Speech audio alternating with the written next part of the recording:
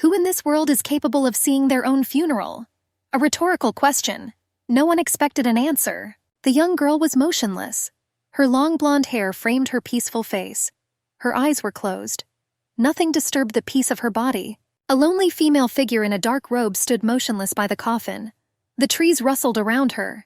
The girl thought that she really was dead. Dead. The brunette thought it was just some kind of divine joke.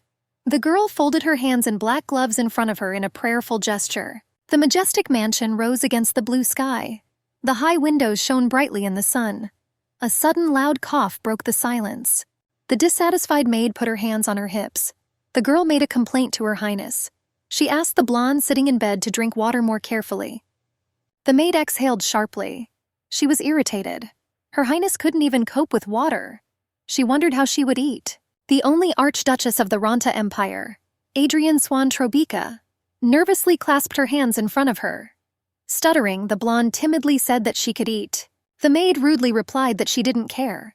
The girl, without respect, abruptly snatched the glass of water from the trembling hands of the Archduchess. The maid was sure that Adrienne wouldn't be able to eat anything anyway, so why not just skip the meal? Her Highness timidly suggested that if it were just broth. She did not finish. The maid rudely interrupted her. She reminded her that Adrienne had already spilled everything last time, so much so that she had to throw out both her clothes and all the bed linen. So the maid angrily replied that it was impossible, because it was difficult for her to wash. The sickly-looking girl with disheveled hair said nothing. A single tear rolled down her pale face from her huge green eyes. It was Archduchess Trobica, a girl who was known to everyone in the empire for her poor health. As soon as Adrienne made her debut in high society, the Archduke noticed her and immediately married her. The body of the Archduchess, already very weak, became worse every day. The young girl couldn't even enjoy her honeymoon. She became more and more lonely. The Archduke was completely immersed in the work the Emperor gave him. Adrienne suffered. Gifts from the Archduke arrived regularly, but he himself was not around. The girl decided to ask the servants about her husband. The servant replied that although the Archduke had returned to the capital, His Majesty had ordered him to go to the palace immediately. Adrienne asked with sadness in her voice if her husband would not be able to come to the estate. The servant bowed respectfully. He replied to the lady that after the audience with the Emperor, a meeting was also scheduled. The butler politely asked the Archduchess whether he should convey a request to his master to remain in the capital for a day. Adrienne coughed violently. The girl nervously put a snow-white handkerchief to her lips. In a strangled voice, she asked Zimsker to do it. The Archduchess missed her husband very much. She was not afraid to admit it. Late at night, sleeping Adriana felt her husband's most tender touch on her hair. The girl instantly woke up and opened her green eyes. But she tried not to move. Our heroine enjoyed her husband's closeness. The black-haired man noticed that his wife had woken up. He immediately removed his hand. Archduke Noebian Trobica was upset. After all, he did not want to wake his wife. Adrienne sat up in bed. She asked her husband when he came. She reproached him for not fulfilling her wish. After all, she asked him to wake her up when No came. The brunette gently touched his wife's pale face. The man quietly said that he had just arrived. Noebian pressed the girl to his chest. The Archduchess closed her eyes. The girl enjoyed her husband's embrace and heartbeat. She quietly admitted that she missed him. The man pulled Adrienne closer to him, gently stroking her hair and confessing that he missed her too. The brunette's piercing blue eyes stared into space. Noebian repeated his confession. He missed his wife very much. The Archduke said thoughtfully that the courtiers were very worried about her. Having placed his wife in his arms, he anxiously asked if she had taken all the medications. Adrienne hesitantly confirmed that of course she had. The brunette hugged his wife tenderly. He reminded her that he told her this every time.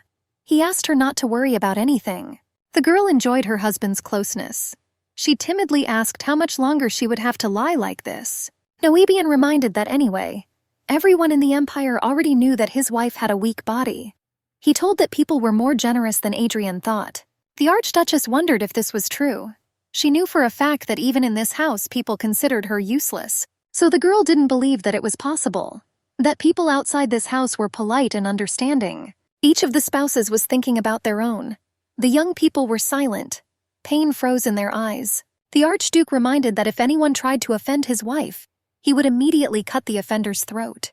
Adrienne closed her eyes. The girl thought that if only she could do something for her husband. It was a night in which the Archduchess did not want to fall asleep. The bedroom was filled with soft, gentle sounds. Adrian loved the lullaby her husband was softly humming, and his gentle pats were warm. The couple lay in a huge bed, and for some reason the girl felt like this was the last time she would experience it. Loud screams broke the silence of the night. The mansion lit up with all the windows. Someone demanded to call a doctor quickly. They turned to Her Highness with anxiety. Adrian sat on the cold marble floor. Her hands were stained with blood. There were also bloody marks on the light floor. Several maids were bustling around the Archduchess. The girls were demanding that the maid bring the medicine quickly. Adrian brought the once snow-white handkerchief to her face. Now it was all stained with blood. The girl thought that she shouldn't have thought that way. The maids insisted that their mistress needed to take some medicine. They promised that it would stop the bleeding. That time indeed was the last. One of the maids tried to get her mistress drunk. The other two supported the Archduchess. Drops of cold sweat mixed with bitter tears on the girl's face. Blood suddenly started to flow from her throat. It became difficult for Adrian to breathe. The Archduchess begged for help. It seemed as if the girl was drowning in the dark depths of the sea. The last thoughts of the unfortunate woman were about No. She asked her husband for forgiveness. The girl slowly came to her senses. She tried to open her eyes with difficulty. She thought with horror that she had really dreamed all of this. Lying in bed, Adrian was making some muffled mutterings and indistinct sounds. A voice was heard nearby. The unknown woman said with displeasure that no matter what the girl said now, she would still have to go. Adrian focused on her sensations and thought about how light her head felt today. And the body, too. The female voice continued to ask with displeasure whether the lady was listening to her. The girl sat up abruptly in bed. She looked at the woman in surprise. She thought it was Annie. The maid stared at her mistress in surprise. The Archduchess asked Annie when she had grown so old. And then she asked if it was possible that this person was her new servant. In a sharp voice, the maid asked the girl with displeasure, "Who the hell was this Annie?" The woman immediately said that it was unimportant. She asked if her mistress was going to go. The girl timidly asked where. The maid answered, "To the funeral." The stern person said that the Archduchess had died. As far as Adrian knew, they had only one Archduchess in the empire. Touching her black locks sharply, the green-eyed beauty remembered her weak-past body. She thought with horror, "Is she really dead?" Newspapers and magazines vied with each other to write news about the deceased Archduchess. Some publications wrote about the achievements and scandals in the life of the deceased lady.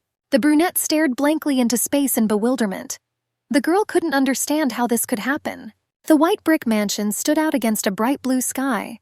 The maid said that Duke Trobeck had asked if she wanted to go to the funeral. The brunette asked again if her husband had really asked her about this. The maid snorted contemptuously. The woman reminded him that he was not yet the mistress's husband. The maid said that the Archduchess had died. She remarked that it would be interesting if her mistress, who had been his mistress, had been in her place. The brunette's green eyes widened at the shocking information. She didn't understand what was happening. Suddenly something clicked in her head, and she saw, as if from the outside, the last moments of her past life. The girl thought about it. She wondered if these were really memories, and not just a nightmare. The brunette staggered and grabbed her head with her right hand. The girl managed to lean on the back of the chair with her left hand to keep from falling. She groaned loudly. The maid put her hands on her hips. The woman reminded him that the funeral would take place later in the evening. She noted that her mistress needed to eat. She looked closely at the girl and said that she also needed to sleep. The brunette stared at her reflection in the mirror. The young lady was perplexed. Did she die in some nightmare and reincarnate as the mistress her husband was dating? The table was laden with a variety of dishes, set for dinner. The aromas hung in the air and tickled the nose. The brunette thought that it must have been delicious.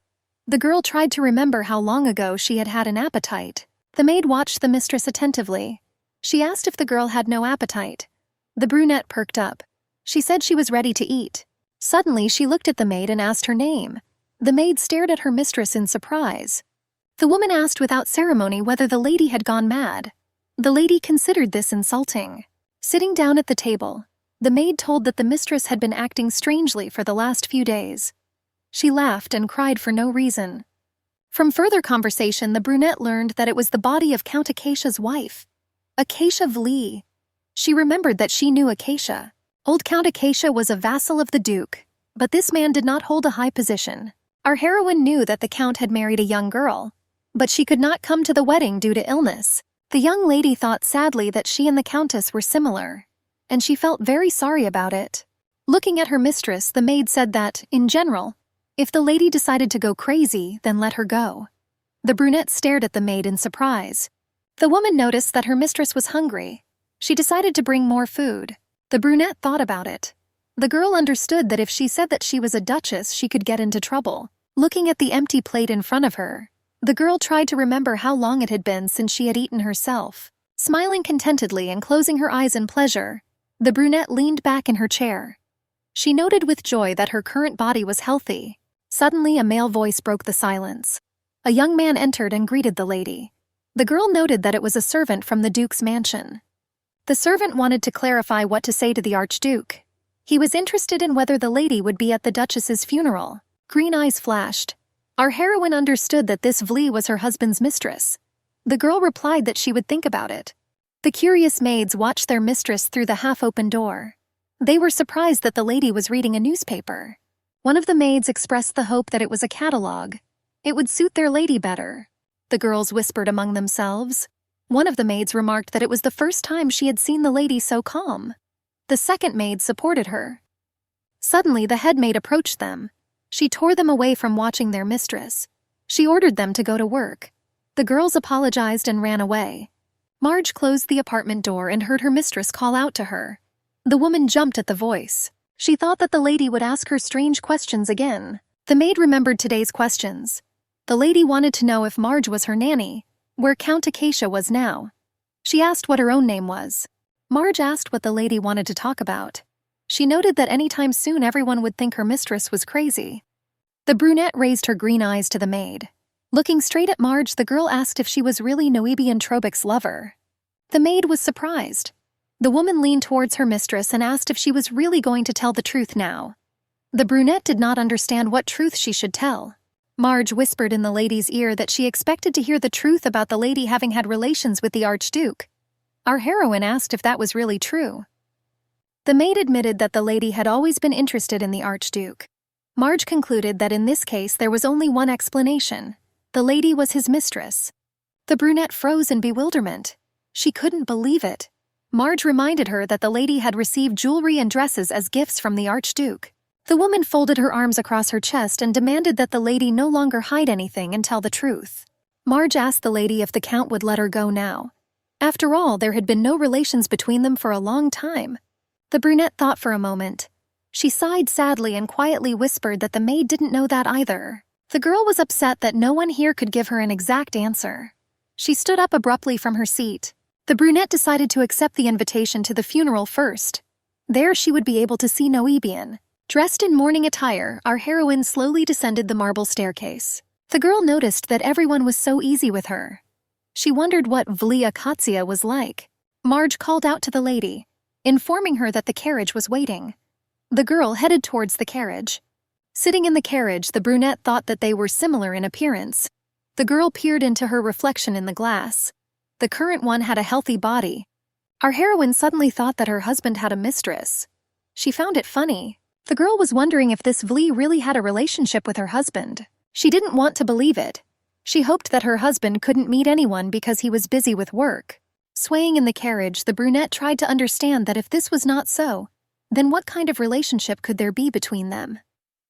The cemetery, among the many graves and tombstones, was quite crowded. Everyone was dressed in mourning clothes.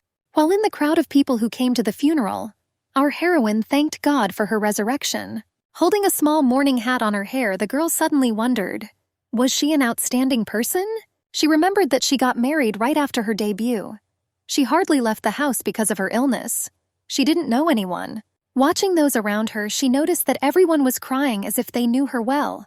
She felt awkward and couldn't believe it. Our heroine looked at her former self. She noticed that she was dressed in beautiful clothes and only her face was revealed. In front of her lay the motionless body of a pale, exhausted woman with closed eyes. I thought that it was similar to the funeral of Empress Retina, who died young. Our heroine froze, looking at the familiar young lady who lay motionless in the coffin. And she thought that she was dead. She really was dead. I wondered, what now? It turned out that Adrian's life was over. Our heroine perked up when she heard whispers that the Duke had arrived. Everyone sympathized with him. They said that it was very hard for him. Suddenly the brunette looked back and saw her husband right in front of her. The tall, slender man was overcome with grief. He was dressed in a mourning tuxedo. Noebian's eyes were red from crying, and his whole figure expressed grief and regret at the loss. Our heroine looked down in surprise and embarrassment.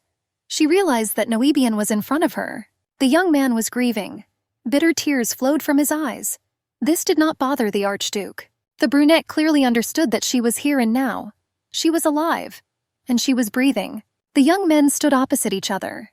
The girl hesitantly addressed the Archduke by name. Our heroine coughed embarrassedly, trying to attract her husband's attention. But the man rushed past the brunette to the coffin, saying the name of his dead wife.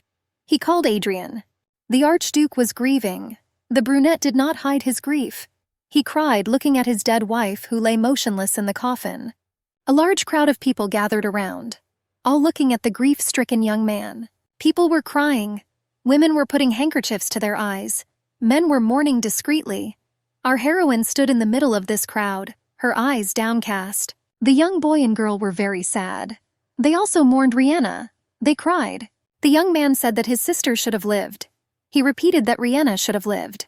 A young girl stood next to him and tried to calm him down. Our heroine could no longer look at these loud sobs and general grief. The brunette turned away from the coffin. Sobs choked our heroine. The girl thought that someone had died instead of her. Tears rolled from the eyes of the young lady. The girl dreamed that if only her relatives could call her Adrian. But the brunette understood perfectly well that no one would call her that now, because the Adrian that everyone knew was dead. Night fell. Soon the cemetery was empty. The lonely figure of a girl in black stood in the darkness, leaning against a tree.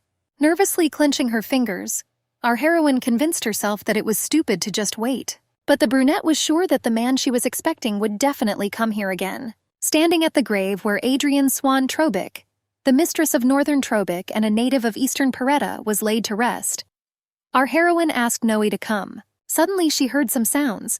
Peering into the darkness, our heroine saw the outline of a rider. The brunette perked up. Had she really waited? The man jumped off his horse. The servant saluted him. The girl tried to see who had arrived, but it was dark outside. Nothing could be seen. Suddenly the moonlight fell on the figure of a galloping man. Our heroine realized that it was not Noebian. Hiding behind one of the trees, the brunette peered closely at the stranger. She was interested in who this person was. The full moon came out from behind the clouds again, illuminating everything around. Our heroine clearly saw a handsome blonde man with red eyes. The stranger approached the fresh burial. It was obvious to the naked eye that the young man was suffering. Suddenly the young man fell to his knees.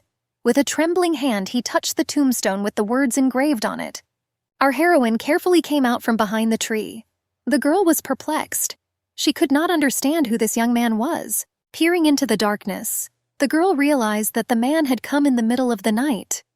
Suddenly, she was even more surprised because she realized that the guy was crying. The girl looked at the grief-stricken young man who was openly crying at her grave. The stranger's shoulders shook with sobs. Our heroine clenched her fingers into a fist. She wondered if he really knew Adrian. She was perplexed and tried to understand what he wanted by appearing like this. Suddenly, the girl realized that she didn't want anyone to see her. At least not today. The brunette carefully headed towards the exit of the cemetery. Our heroine froze in surprise. The wind ruffled her hair. The stranger called her name again questioningly. The brunette looked more closely at the young man. With surprise, she noticed blood on his snow-white waistcoat. The young man rose from his knees. Suddenly he froze, coughing. The brunette realized that she needed to run immediately. The girl understood that she could not date anyone until she understood whose body she was in. Suddenly the stranger extended his hand towards her, begging Adrian to wait. The girl rushed from the spot. She heard the heartbreaking cry of the young man who was calling her by name. In the mansion, the maid was shocked by the appearance of Milady. She paid special attention to the mistress's legs. The girl laughed nervously. She explained her appearance by saying that she had simply been running. The head maid immediately ordered Iona to prepare the medicine. The young girl with blue hair immediately rushed to carry out the order. The brunette sank down onto the soft sofa in the pink living room. The girl realized that she was very tired. Iona knelt before her. The young maid carefully anointed her mistress's wounded legs. Our heroine felt a headache. She suspected that it happened from the death and transition into the body of her husband's mistress, and to the man on her grave. The girl kept thinking about the grieving young man at her grave, whom she had seen for the first time that night. The brunette wondered if this guy hadn't appeared at her grave. Would she have been able to meet Noebian? Marge brought a cup of tea. The woman asked if her mistress had met the Archduke. The brunette did not answer, her head bowed low. She was lost in thought. Having come to her senses, the girl answered that she had seen him. She admitted that they had not looked at each other or spoken. Our heroine realized that she could do nothing, as if she were in another world. She just cried and hid. The brunette understood that the hardest part was for Noebian, who lost her and had to greet the guests. But the girl doubted him. Clenching her hands into fists, the brunette thought about what to do now. She thought of the Archduchess's body. Now she realized that she had been more beautiful there, in the coffin, than she had been in her sickbed. Remembering how she stood by the coffin with her body, the girl understood that now she didn't even have a body to which she could return. She remembered that after the wedding, her husband was always so busy that he was not with her for more than 2 days. To fulfill his duty, he had to stay near her body for 100 days. Now it all seemed funny to her. She was pulled out of her sad thoughts by the maid's voice. Marge admitted that she thought the lady would like it. She wondered why her mistress was crying. The brunette cried about the fact that at the moment she was healthy in body, but lost everything. Covering her face with her hands, the brunette thought about how great it would be if all this turned out to be just a dream. Night.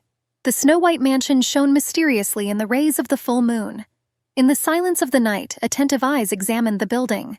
The dark male figure of a warrior in a red cloak froze, peering intently at the outlines of the majestic building.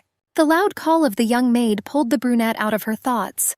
The girl opened the door to the lady's apartment and reported that there was such a thing in front of the house. The maid timidly approached her mistress and handed her the letter. The brunette's green eyes widened when she recognized Noebian's handwriting. The message said that she had to fulfill the promise. The brunette had seen her husband's handwriting many times. The young maid looked out from behind the door. She said that someone who had been at the funeral of the Archduke's wife had been called from outside. Blinka asked the maid what she had answered. She admitted that she had not named her mistress. The girl explained that they simply asked who was present. That's why the maid said she would find out. Our heroine decided to go out to the late visitors, but she was suddenly stopped by Marge. The woman asked if the lady knew who it was. She suggested the reception room on the first floor, but the brunette abruptly refused. The girl decided that she needed to check something herself and resolutely headed towards the door. Hurrying through the corridors of the huge mansion, our heroine was sure that this visitor was Noah. Barely touching the cold railings with her fingertips, the girl quickly descended the stairs. The brunette was sure that it was definitely him. Hurrying to get downstairs, the girl anticipated the meeting. Her cheeks were flushed. She convinced herself that Noah was behind that door. As she opened the heavy double doors, our heroine was already dreaming of an unforgettable meeting. But her expectations were not met. Before her eyes appeared a completely unfamiliar young man with a shock of red hair on his head. The young lady's face clearly showed undisguised disappointment. This was not Noah. 2 young warriors in red cloaks stood by the carriage. The young man reported that the servant's name was Marge, and she was in the graveyard of Trobeck. The young man with blonde hair bowed his head, listening to his warrior's report. One of the young men said that he learned from the woman that she did not remember seeing his master. The wounded young man struggled to get out of the carriage. His loyal warriors tried to help him. The red-haired boy asked if their master had fallen in love. The warriors wondered what he was going to do. The red eyes flashed angrily. The blonde turned sharply to his servant and asked if he had gone mad. The warrior was sure that the girl would be surprised if the bandaged guy suddenly started asking if she was that ghost from the cemetery.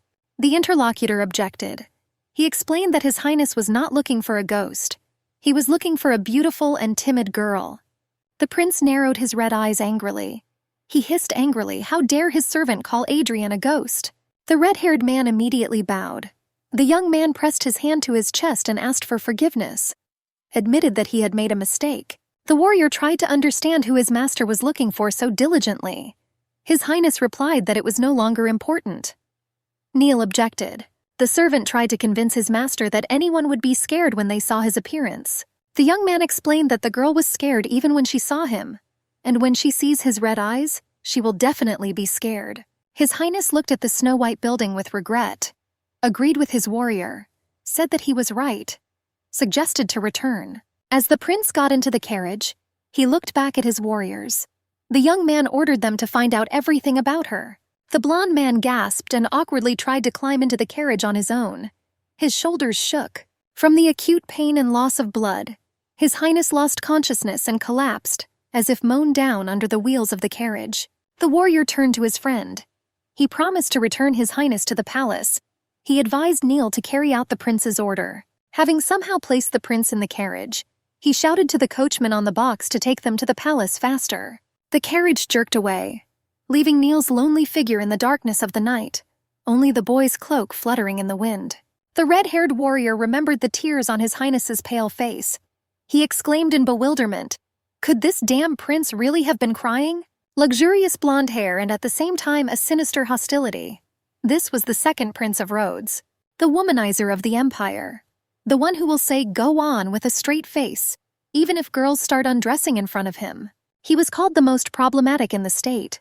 This young man was always handsome and crazy, considering that literally this morning he made a noise. The warrior ran through the corridors of the castle after his master and asked if he was really okay. His Highness insisted that he was okay. The young man did not believe that Roydness could be okay. After all, the prince had been attacked by a beast. The servant insisted that his master needed to have his serious wounds healed. But His Highness did not agree. He insisted that he did not need it. Neil was worried that things could get worse. The prince insisted that nothing would happen. The servant noted that His Highness was in his element. The guy hoped that he had no more things to do today, and they could be done tomorrow. Suddenly a loud scream was heard from behind the closed door. The warrior thought that something had happened. The servant opened the door slightly and said with apprehension that he heard some screams. He did not finish his sentence. The warrior observed a strange picture. A long-haired girl was sitting in a thin dress on her knees. In front of her, with a bloody sword in his hands, stood a prince. The warrior said he did not know that the prince had a meeting. His Highness replied that he did not know that either. Neil looked closely and realized that this girl was the daughter of a nobleman. The young man noted to himself that the prince was invariably popular. His Highness slowly pulled the sharp end of the sword away from the half-naked, trembling girl. He abruptly ordered her to leave. The uninvited guest admitted that she simply wanted to convey. She did not finish. She was rudely interrupted by the prince, who asked if the visitor's ears were blocked. Sometime later, the servant was bandaging his master. The young man asked the prince why he had driven the girl away in such a way. The warrior was worried that the rumors about his master could get even worse. The prince replied that he did not care. His Highness held a newspaper in his hands. His eyes widened in surprise. The prince asked in bewilderment what he was reading. The warrior helpfully suggested that this was all the news of the state for today. The newspaper published shocking news. The press wrote that Trobek's wife had died at dawn from an illness. The prince froze at this news. He did not take his eyes off the newspaper. Suddenly, the blonde jumped up. The servant tried to restrain His Highness. He explained that his wounds could come apart if he moved. But the prince, not listening to the arguments of his warrior, jumped on his horse. Holding his bandaged hand, His Highness galloped off into the distance. The warrior never thought he would ever see the prince cry over someone's death. The young man wondered how close he had been to the deceased. The young man firmly decided that he should find out more about this green-eyed Marge. It was noisy in Count Acacia's mansion. The lady was asked many different questions. For example, where to put what. The brunette looked around carefully. The girl noted that some furniture in the living room would no longer be needed. She decided that it could be removed. Looking at the work of her hands, our heroine realized that after removing many unnecessary things, the surroundings became tidier. The brunette decided that they definitely needed someone to run the house. Suddenly, the butler called out to her. The man asked if he could ask the girl for help. The butler explained that the count usually did this, but he wasn't there. Brunette chuckled, agreed that she could be useful here. She helped the man with pleasure. The senior maid watched all their actions carefully. Marge snapped at the young maids, telling them they needed to hurry up too. Our heroine was pleased with the work done. Now she could relax a little. The maids were taking out the furniture. The girl thought that she had no idea what would happen to her next, but she could have made friends with the residents of this house. Slowly descending the stairs, the girl thought about what kind of promise Flea had made with her husband. The brunette held a note in her hands. She understood that this piece of paper meant nothing, but for some reason it worried her. She wondered what kind of relationship they had. She imagined that maybe it was an informal friendship. But her husband was always alone. Green eyes stared thoughtfully into the void. The girl thought that maybe she was a relative then. If she was a relative of Noebian, then it turned out that she was also from the imperial family. The brunette understood that Vli, being their relative, would not have married the old and powerless Count Acacia. It turned out that they were friends. Adrienne was sitting at the table with a book in her hands. The head maid asked her mistress if she had read the book. The brunette answered that yes. She was holding a weighty volume in her hands. She explained that the book looked interesting. Looking at Marge, the girl explained that there were so many inviting books on the bookshelf. The head maid and the two maids looked frightened and surprised. The young maids tried to hide behind Marge. Adrienne lowered her eyes. The brunette suspected that Vli was far from reading. The former archduchess giggled. She couldn't imagine Noebian, who graduated with honors from the academy, and a girl who had never read books. The brunette laughed. The young woman realized that this was the most illogical thing. By the small pool with a fountain and lotus flowers, Adrienne gazed at her reflection. On the surface of the water, she saw a beautiful girl. There was something special about the fact that they looked alike. The brunette didn't take her eyes off her reflection. She understood that until now Vli had been behaving stupidly. Clutching the delicate fabric of her dress, she knew she couldn't continue to be like this. She decided she had to change. Adrienne thought about it. She knew she had to find out what connected them as soon as possible. Looking at her reflection in the waters of the pool, the brunette decided that she would go to him. She couldn't wait forever. Her thoughts were interrupted by Marge's excited voice. The maid was running towards her mistress, lifting the hem of her dress high. The news she heard shocked our heroine. The maid told her that the master had returned, Count Acacia. Suddenly, the young woman thought that perhaps the count knew about that promise. The man in the formal suit was in his office. The count stood thoughtfully by the arched window. Our heroine in a soft pink dress appeared in the office door. The man looked back at the sound. The count's gaze lingered on his wife. The girl thought that her husband was happy and surprised by her arrival. The silence in the office was filled with something unsaid. The count poured tea into a porcelain cup. He asked the brunette tensely whether she had met the Archduke. Our heroine was surprised. She looked at her interlocutor carefully. She said that she had not met him. The man, stuttering slightly, asked if his wife really had no intention of fulfilling her promise. Judging by the husband's behavior, it seemed that the count really knew about this promise. The brunette was puzzled as to what was going on with the man looking at her like that. She innocently asked what promise he had in mind. Suddenly the man jumped up from his seat and fell on his knees. He begged to be saved. He begged me to keep my promise. He said he didn't want to die a miserable death at the end of the year. Adrienne was surprised and shocked by the man's behavior. She screamed, turning to the count. The man explained that the others lived very calmly at his age, and he still suffered, working for him. The brunette ordered the count to stand up. The man quietly muttered that the girl knew that Noebian was merciless. Adrienne was puzzled. She had simply asked what the promise was, and the count had reacted like that. The girl approached the count, who was sitting on the floor. The brunette tried to explain that she was simply interested in what they were talking about. The man was pale. He grabbed his throat with trembling hands. He explained that if he told him these words, then he would have his head cut off. The brunette thought about it. She understood that this was not a simple tea party agreement.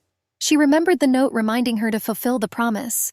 The count didn't want to be tied into this. He didn't want to come between them. He actually thought it was an illogical wedding to begin with. The man clarified. Didn't they do this so that his wife could officially become Noebian's lover? The girl angrily clenched her fists. She remembered her suffering husband at her funeral. She remembered how the man cried from grief. The brunette was angry. This Vli. She became her husband's mistress, Noebian Trobic. The Archduke stood on the scarlet carpet in the prince's apartments. The red-eyed blonde looked at Noe intently. The brunette said sarcastically that he had heard that the prince was holding a pointless event like the anniversary of the victory. His Highness congratulated him with undisguised mockery in his voice. The Archduke's voice echoed loudly throughout the hall. The blonde asked if No would be there. He reminded him that he was the one who won the battle. His Highness expressed the hope that Archduke Noebian would not upset him. The brunette frowned. He reminded the prince that he was in mourning now. He told His Highness that he had to see his wife off. Having bowed to the prince, Noebian was about to leave the hall. He said that it was time for him to go. The young man turned and slowly walked away from His Highness. A promise was heard from behind him. The prince assured his interlocutor that he would come. The Archduke stopped abruptly. His Highness grinned. The blonde mockingly asked if Noebian hadn't wanted this. A tense silence fell between the men. The air in the spacious room thickened. Neil reminded his master with surprise that he had already been there. His Highness, without turning, said that they had not yet made sure. Looking back at his servant, Rhodes said that in that case there was nothing to sympathize with. The red-haired warrior reflected that the Archduke must have heard of his Highness's visit. The prince himself thought it was unimportant. Neil approached his master. He reminded his Highness that the Archduke had not shown the body after the first day. It was said that the Emperor himself declared that he did not want the body to be a spectacle for onlookers. The red-haired warrior wondered if he was overdoing it. Did he really want to become the romantic of the century? He understood that even the Archduke could not avoid this for long. It was a procedure that even the late Empress Retina could not avoid. Neil said that if the prince wanted to formally express his condolences, he could do everything in accordance with established procedure. His Highness objected impatiently. He thought it was unnecessary. Rhodes suspected that the bastard would never give up the body. His Highness ruffled his blonde hair. He ordered the damned invitation to the victory celebration to be sent to Count Acacia. Neil thought, since the Count was the Archduke's vassal, he probably wouldn't be able to show up. It wouldn't be right for a vassal to be where his lord didn't show up. Suddenly, the red-haired warrior had an idea. He looked at his Highness with surprise and bewilderment. The prince slowly climbed the steps. He told what he had heard about the mistress of the house, that she was a young girl. Looking back at his warrior, he explained that this meant that she would have to have a maid with her at all times. Neil was surprised. He wondered if his Highness would really like to meet Marge in person. Why did the prince suddenly start talking about the maid of the Acacia house? A few days later, Count Acacia grabbed his throat with trembling hands and said that if he gave him this, he would cut off his head. The man said he didn't want to come between them. He said it was an illogical wedding to begin with. He asked if they had done this so that his wife could officially become the Archduke's mistress. Our heroine stayed in the mansion for a while to recover from the shock.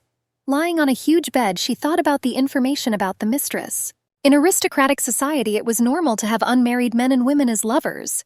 It wasn't even funny. The brunette understood that at this rate she would only think about Noebiana.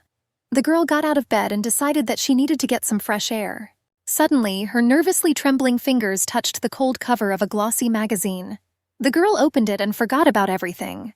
The magazine absorbed Adrienne's attention for a long time. The publication was full of incredibly beautiful women's outfits. The magazine spoke of a banquet in honor of the victory of the second Prince of Rhodes, and it printed the latest trends in dresses and hats that might charm him. Our heroine thought about the fact that everyone was only talking about the second prince. Not many years have passed since the second prince returned to the capital. Adrienne was sure that he was more inclined to be on the battlefield and accumulating achievements than to throw parties like this. Suddenly, she was distracted by a knock at the door. The girl allowed her to enter. Iona reported to the lady that the dresses she had ordered had already arrived. The brunette was surprised by the dresses. The maid explained that they had been adjusted as the mistress had ordered. Adrienne was perplexed. There were already so many outfits. She didn't understand why she needed more. Why another pile of clothes that she hadn't even worn yet? The maid reminded that the lady had said that she definitely wanted to debut this season. These words surprised the brunette. She decided to check with the maid. Adrienne asked if she hadn't made her debut yet. The blue-haired maid was scared. She asked if she had said something wrong. The young woman thought. She knew that she was already 22 years old. The maid confirmed it. She said the lady was upset that she had not been able to make her debut until she was 22. She recalled the lady's words that if the debut did not meet her standards, the mistress threatened to burn down the estate. She admitted that the count was furious. Our heroine grabbed her head. She felt incredible shame. And it wasn't even she who did it. Adrienne was perplexed. She wondered what this woman was thinking when she said that. She wasn't even of noble birth. Carefully lowering her legs to the floor, the brunette asked the maid where her dresses were now. The huge room, filled with all sorts of finished products, as well as accessories in the form of handbags and jewelry, was striking in its size. Our heroine asked if she was looking at a top-class emerald. The man half-bowed and nodded that she was right. Adrienne folded her arms across her chest. The brunette slowly looked around the place she found herself in with Marge and Jonah.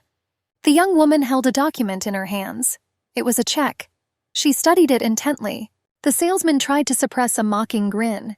He thought that the customer wouldn't be able to understand anything, even if she looked at the receipt. The man remembered saying this to the lady because she didn't understand or know anything, but he insisted that it was of the highest quality. The salesman chuckled because this customer was always like that, so he decided that he could leave everything as it was. Adrian peered at the calculations. The check had all the most expensive items. She thought that if you don't take the dress into account, it would be the most expensive. The brunette thought about the salesman, that he really did put a lot of effort into deceiving her. She tore her green eyes away from the receipt she was studying.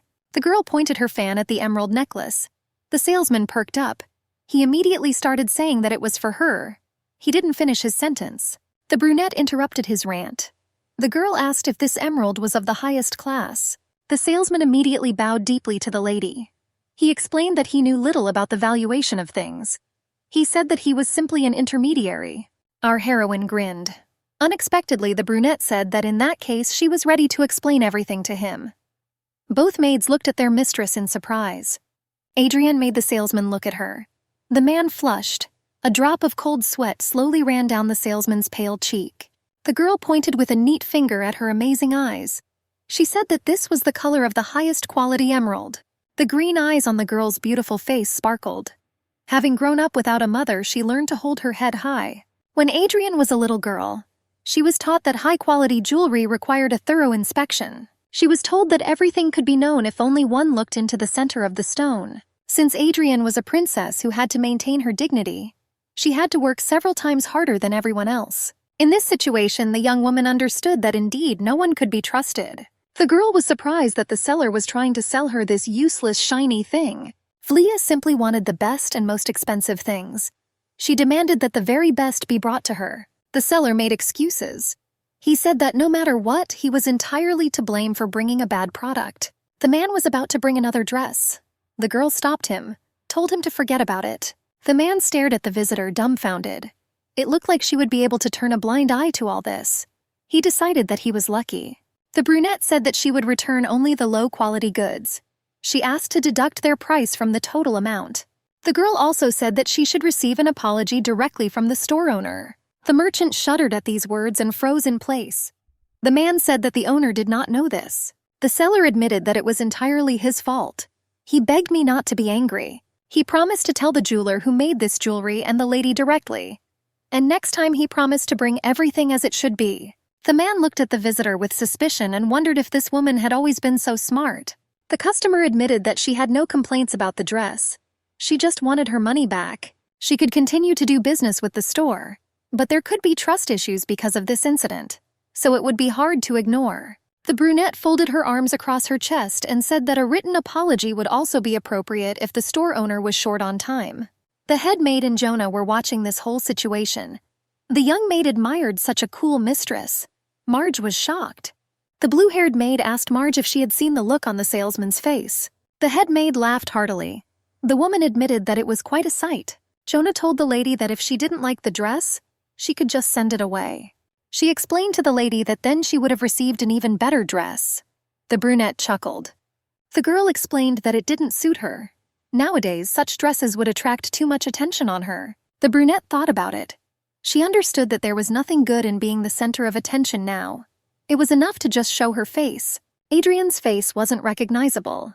But if she attracted too much attention, someone she knew would definitely notice the resemblance. The girl looked up and saw the surprised looks of Marge and the young maid.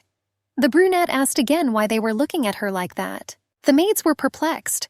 They thought that their mistress always loved to be the center of attention. Marge asked permission to take her leave.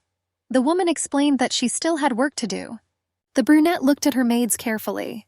Their thoughts were written on their faces. Adrian noticed the outfit. The dark green velvet of the dress and the transparent silk trim were astonishing. The girl asked if it was too revealing for a debutante. She was told that it was just the way she liked it. The brunette closed her eyes. The girl understood that thanks to such an outfit she would not only attract attention, but everyone would only look at her. Iona glanced sideways at her mistress in surprise. She recalled her own words. That wasn't she the one who said, "It would be a sin not to show such beauty." The brunette first objected that it wasn't her who said it. Then she suddenly pretended to remember that it was her words. Anyway, to meet Noebian she had to get to a big party. Unexpectedly, she said that a victory banquet might be a good place for the debut. Iona objected to the lady. She reminded her that the banquet in honor of the victory was supposed to take place tomorrow. Adrian thought about it. It was a tight deadline, of course, but the brunette already had her dress ready, so she decided she could try. The voice of the young maid brought her out of her thoughts. Iona reminded her that they had no invitation. The brunette was surprised at what they were talking about. Was it because her family was so small that they could not get an invitation? The girl forgot how different it was from the Archduke's family. The brunette said that she needed to ask the Count if there was any way. She asked the maid where he was now. Iona answered that the gentleman had been in the office all day. Adrian wondered if Count Acacia had enough influence to get an invitation to the banquet that was to take place tomorrow. The girl was running down the corridor when the maid called out to her. The brunette looked back. Marge and the butler stood in the hall. The head maid announced that they had received an invitation to the victory banquet. It was a great honor. Adrian leaned over the railing and expressed surprise that this happened in the middle of the night. The butler smiled happily and glowed with happiness. Marge decided that she needed to start preparing for tomorrow's banquet right away. The woman admitted that she had worked here for 30 years, but this was the first time she had received an invitation like this. All the inhabitants of the mansion were delighted. The invitation was passed from hand to hand. The young lady watched all this from the height of the balcony. The girl was excited by the news and was perplexed. Could it really be that Noabian had sent this invitation? Adrian hoped to hear everything from No personally. Was Vlee his lover or not? The girl understood that she was not ready to trust anyone. She thought that she would not allow other people's words to break them. Graceful female hands held tightly to the male elbow. The Count turned to Madame. He declared that it was too late to speak when they had already arrived, but the brunette in a stunning outfit and a discreet hairstyle looked closely at her husband. She asked what had happened. The pale Count looked very bad. He wondered if he really had to go. He was shaking and getting more expensive. The brunette said that it was certainly hard, but she couldn't go without a partner. Everyone was so excited that she was invited to the banquet. It was an honor for the family. After all, it was the first time they had received such an invitation. So the brunette decided that she absolutely had to find out. The girl snapped her fingers. The Count exhaled heavily. The majestic hall was lit up with new faces. The Acacia family had arrived. The brunette felt relieved, glad that no one was paying attention to them. In the noisy splendor of the ball among the many guests, their presence went unnoticed. The girl turned to the Count, wondering if he was worried.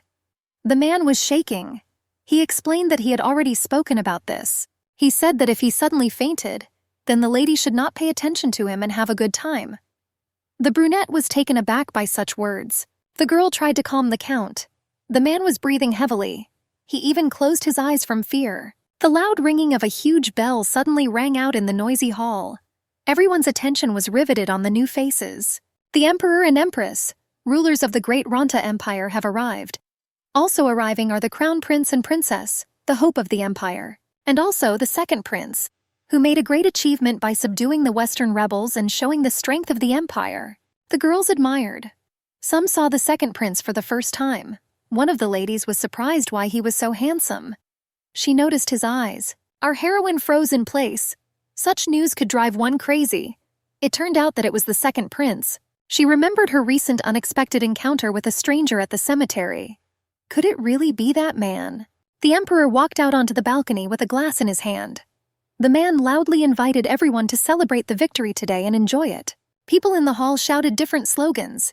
They praised the Emperor. They praised the Empire. Many expressed loyalty to the Emperor and his family. The second prince looked around slowly.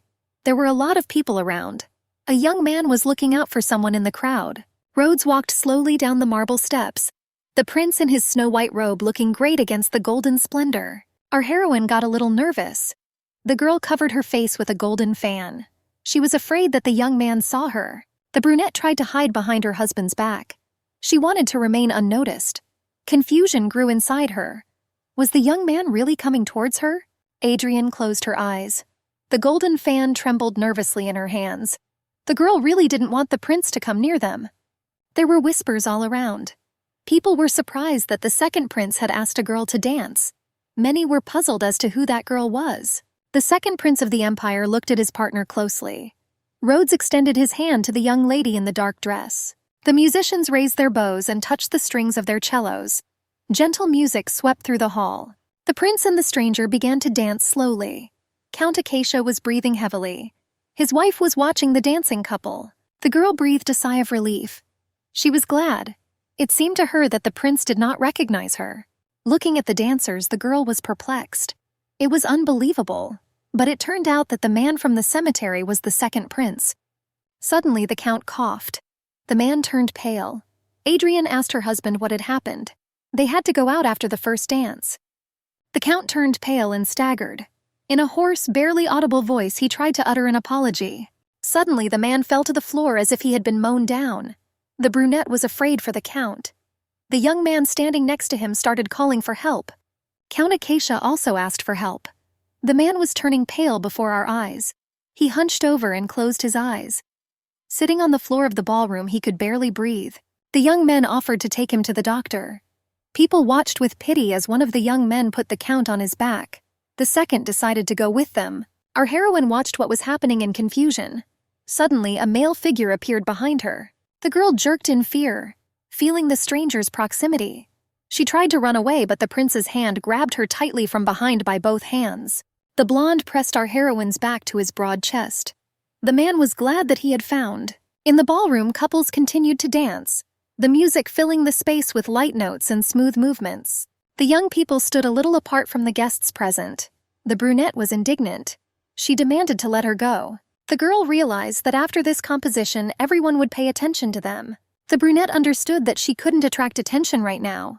After all, she hadn't met Noabian yet. Suddenly, a warrior with bright red hair approached them. He recognized the brunette and addressed her, calling her Lady Marge. The girl remembered that it was the knight she had seen last time. She remembered his name. It was Neil. The brunette was nervous. The unbearable Bondin stood behind her and held her back, not allowing her to move away. Our heroine realized that the second prince had sent Neil. Adrian tried to pull her hands out of the grip. The girl understood that she needed to free herself, but all attempts were in vain. The young man who was holding her leaned closer and said that he thought the girl was uncomfortable because she didn't have a partner. The music continued to play. The second prince of the Ranta Empire offered to help the brunette. The girl did not delay with the answer. Green eyes flashed angrily. The brunette sharply refused, clearly saying, "No." The blonde asked again if she needed help. Adrian shook her head. The young lady thought that it was he who was causing her discomfort now. The brunette really wanted the second prince to disappear. She needed to find Noabian first. Suddenly the musicians stopped playing. The girl panicked. They could have been seen. Adrian tried to break free again. She ordered to let her go. The blonde calmly asked again if she needed help. The girl turned around sharply and angrily shouted that yes, she needed help. She just asked to let her go. The blonde immediately removed his hand. The young man even showed his open palm to the girl. The brunette didn't look at His Highness. She breathed a sigh of relief. She was happy. He finally let her go. Unexpectedly, there was talk around that the second prince was here, and he chose a partner for the next dance. Our heroine's green eyes widened in surprise. The girl stared at the prince in bewilderment. The blonde and Adrian stood in the middle of the noisy hall and looked at each other. The gazes of those present were also directed at them. His Highness, looking at the girl, asked permission to dedicate her first dance to him. The young man gallantly extended his hand, waiting for the brunette's decision. Adrian was hesitant. The young woman didn't know if she should agree to this. People started whispering about who the prince was going to dance with. The guests were puzzled as to why the girl did not agree. Our heroine decided that she needed to finish quickly to attract less attention. The girl timidly placed her palm in the prince's outstretched hand. Bright light illuminated the rich decoration of the room. Music enveloped the hall. The shadows of the guests remained aside, giving way to this moment. The orchestra played masterfully. Music filled everything around, but the girl could not enjoy the dance. She thought about Rhodes, the second prince. The two young people continued to move in the dance. The brunette wondered how the prince knew her. She wondered why the young man was in the cemetery. Our heroine did not look up at her partner. Everything that was happening was very stressful for her. In the center of the room, the couple continued their dance. The other guests froze, watching the dancers. The girl thought, Noabian should be somewhere here. The prince's voice pulled her out of her thoughts. The brunette looked at His Highness. He noticed that his partner probably wasn't interested. The young man confessed that a girl who looked like her danced her first dance with him here. The prince thanked the brunette for these memories. He turned to Lady Acacia. Our heroine perked up. The brunette realized that the prince knew that she was not Marge. Moreover, the girl suddenly realized that His Highness had once danced with her. Memories brought our heroine back some time ago. The girl remembered that she was here at the ball only once. She was 20 years old, and this was her debut. The young beauty attended the annual New Year's masquerade ball. Our heroine tried to remember if she hadn't danced with her brother in Noebian back then. The prince remembered the girl who looked like her, and who danced her first dance with him here. He thanked Lady Acacia for the memories. Standing on the balcony, a young man in black clothes watched the dancers. He did not take his eyes off the couple of His Highness and Lady Acacia. Our heroine felt someone's gaze on her. Her eyes reflected Noebian's silhouette. She saw the one she really wanted to meet. The brunette pulled away from her dance partner. The girl was sure that she was supposed to meet the Archduke. His Highness tried to attract her attention, but the girl froze in place. She looked at Noebian with wide eyes. The young lady realized that she could not miss this opportunity. Having abandoned His Highness in the middle of the hall, the brunette hurried to look for the Archduke. She had to meet him and check everything. Having reached the top floor, the girl stopped. She no longer cared what would happen next. Stopping at the column, the brunette caught her breath. Looking around, the girl thought she had come to the right place. The spacious corridor was empty. Adrienne looked around. She quietly called Noebian's name. The brunette gasped loudly in surprise. The man's hand tightly squeezed her wrist. The Archduke's evil whisper accused her of continuing to tease him. He called the brunette Vlie. Our heroine thought that she was definitely not Vlie. She wondered if the Archduke would be able to recognize her. Suddenly, she smelled alcohol. It wasn't like him. The interlocutor reproached the girl for not intending to answer him. The Archduke was impatient. He asked if the girl was not going to keep her promise. He was holding the girl's wrist tightly. All the questions were mixed up in her head. Adrienne wondered who she was to him, that he behaved like that. Was Vlie really his lover? Our heroine was perplexed. Was this really what Count Acacia was talking about? But she was most interested in something else. The young woman was very eager to know what promise she was being asked to fulfill. The interlocutor standing opposite him tensed up. The Archduke exhaled angrily, surprised that the girl remained silent. Noebian lowered his head. The brunette reminded him of the promise they had made a year ago. The man let go of her hand. He asked if he should tell her about the loss of his wife. The brunette rubbed her wrist, painfully squeezed by Noebian. Looking closely at her interlocutor, she realized that he was truly sad. The girl suspected that he was having a hard time. She turned to No, asked him to tell her what she wanted to know. The brunette thought tensely that if not now, she might never find out what interested her. The Archduke stood with his back to our heroine. He muttered that if he lost his wife, the girl was to become his mistress. The Archduke admitted that he had thought of dying after Adrienne. Well, then he thought that she would not want that. And then the young man admitted that he remembered the brunette when he looked at her at his wife's funeral. Suddenly, the man grabbed his head with his hands. With bitterness in his voice, the Archduke admitted that he was remembering Adrienne. The young man said that it must have been hard and painful for him to be around Vlie. He suffered even when his wife was alive. With bitterness in his voice, he admitted how hard it was for him to watch when his loved one was terminally ill. Suddenly, he turned to the brunette who was silently looking at him. He asked if she knew what it was like. The young woman thought that she had never seen the suffering of her loved one until his death. But she remembered Noebian himself very well, crying over her body. It was more painful than anything she had ever seen. Our heroine was perplexed. If he loved her, why did he want to have a mistress? The brunette thought about it. She had some suspicions. The girl doubted. Could this really be the Noebian she knew? The girl looked her interlocutor resolutely in the eyes and asked if the Archduke wanted to spend the night with her. Adrienne remembered her husband's embrace.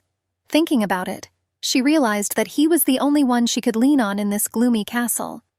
That wonderful caring man was her pride and love, Noebian Trobica. Having asked her direct question, the girl mentally prayed for No to say no, silently begged him to say that he didn't want Vlie. The Archduke laughed sadly. He asked if his interlocutor really wanted to humiliate him. Adrienne wanted Noebian to say that it was all a lie, but she heard the Archduke's confession. He said that he wanted her. The man spoke passionately about how he wanted her more than Adrienne, whom he had failed to possess, and whom he would never have again. The man kissed his interlocutor's lips. Bitter tears rolled from the girl's eyes.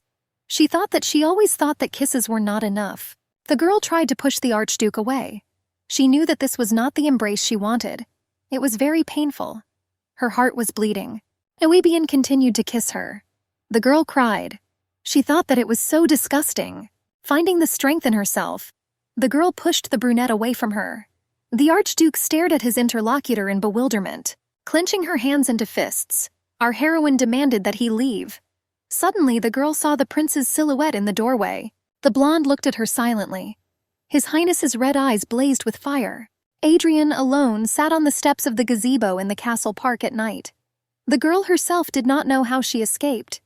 Resting her face on her palms, the brunette wondered why the second Prince of Rhodes was there. The moment when Noebian kissed her came back to her mind. Bitter tears flowed from the young woman's eyes. The brunette found the strength to push the Archduke away. The young people looked at each other intently. Noebian had not expected this. Suddenly, Adrian saw the silhouette of the second prince nearby. She looked at his red eyes with surprise. It seemed to her that he was piercing her with his gaze. The girl suspected that, of course, he saw everything. Our heroine did not want to cross paths with him, so she simply ran away. Sitting on the cold marble steps of the gazebo, the girl wiped away bitter tears with her palm. She realized that she needed to go back, but she didn't have the strength. Covering her face with her hands, the brunette shook with bitter sobs. Adrian was perplexed. Why couldn't she stop crying? Suddenly, her gaze noticed something strange. One of her feet was bare. The girl realized that she had lost a shoe. She remembered that she had asked Marge. Rustlings in the depths of the park made the girl tense up. She peered into the darkness through the thick trees. The second prince came out to her in the clearing. The blonde looked at the girl attentively. Adrian rose from the marble steps. She made a bow. The blonde man watched her without taking his eyes off her. Finally, the young man said that he thought she needed help. The girl shook her head, said she didn't need it. His Highness, without turning his head, called out to kneel. The knight immediately approached the prince, holding out some object to him. The girl watched what was happening, as if spellbound. She realized with surprise that the blonde was holding a shoe in his hand. The brunette remembered that recent incident at the cemetery, when a stranger in a bloody waistcoat called her by name and asked her to wait. She had run away from the cemetery then. She didn't want to meet anyone. And now he had the shoe she had lost in the cemetery in his hands. His Highness said affirmatively that she needed help. He asked Lady Acacia if he was mistaken. Standing with one bare foot on the green grass of the night park, the girl thought that the prince had such a face as if he knew everything. Adrian reached out her hands to the shoe. She thanked His Highness and immediately put the shoe on her bare foot, jumping awkwardly on the spot. The brunette wanted to say something, but the prince interrupted her. The young man noticed that now she knew. His Highness thought that they should get acquainted. The girl panicked. She thought that he knew everything, and saw everything. She was at a loss as to who to introduce herself as. Who was she? Suddenly she realized that she was introducing herself as Noebian Trobek's lover. The brunette, looking into the prince's eyes, confidently declared that she was Noebian Trobek's lover. The girl nervously squeezed the fabric of her dress and declared that now she did not want to be just a mistress. The girl pulled herself together. She smiled sweetly. She asked coquettishly if she really looked like she needed help. The blonde came close to the girl. He answered positively. The brunette was wearing shoes of different colors. His Highness continued to insist. He decided to ask again. Does she need help? Loud screams were heard in the snow-white mansion of Acacia.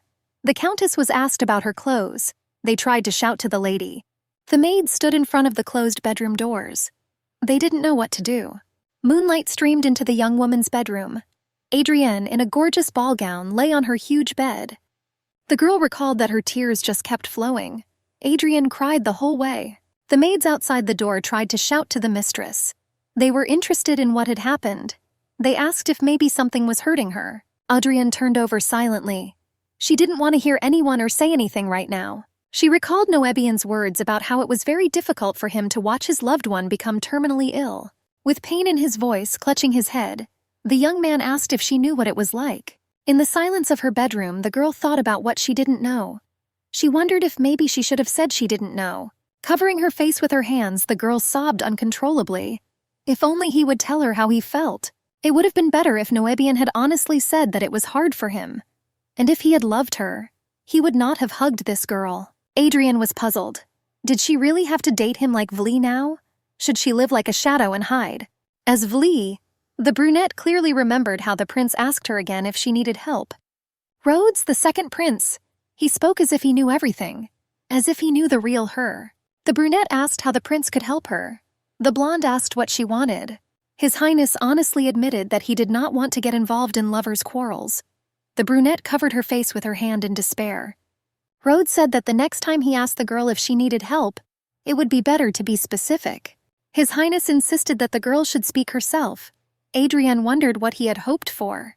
The girl wanted to understand who he was. If he helped her, what would she owe him? The excited voice of the young maid asked if the mistress had eaten much yesterday. Iona combed her mistress's hair and reported that it turned out that the lady did not know how to drink at all. She said that they were worried. The brunette thought that perhaps Jonah had noticed her clothes and tears during the night. The young lady felt awkward, but she was grateful. Looking through the morning newspapers, the girl tried to understand how she was supposed to live now. She decided that she had to leave Noebian. Unexpectedly, she came across an article in the newspaper about monetary compensation. The text promised to receive it for the client.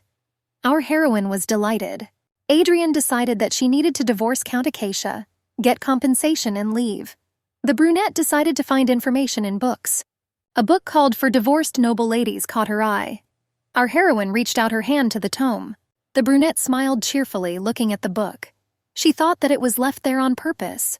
Suddenly, a book with a pink cover fell from the shelf. Iona covered her eyes with her hands and said she saw nothing. Adrienne stared at the maid in surprise. The maid explained that it was a lady's diary. She knew nothing because she wrote everything in a foreign language. Iona called the lady so secretive. Adrienne was very happy with such an unexpected gift. In her hands was Vli Akatsia's diary. The brunette, in anticipation, opened the diary and was taken aback when she saw the language it was written in. She realized that she hated this language more than anything else in the world. The brunette asked her husband how he felt about starting preparations for a divorce in the near future. In the dining room, the Count and his wife sat on opposite sides of the table, like distant shores.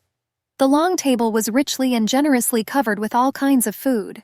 The man slowly wiped the corners of his mouth with a napkin and asked the butler to bring him something. The servant bowed and immediately brought what was required. A yellowed document lay on the table in front of the girl. The brunette thought that it seemed he had been waiting for a long time.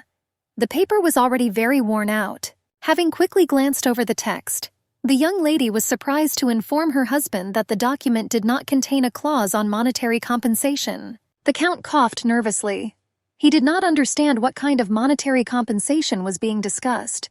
The brunette realized that if she had to divorce the Count, she would need money to start a new life. A cold sweat broke out on the Count. He asked in a strangled voice how much his wife would like. Our heroine smiled sweetly at her husband and suggested that they be honest with each other. She understood that the marriage had been concluded on the orders of the Archduke.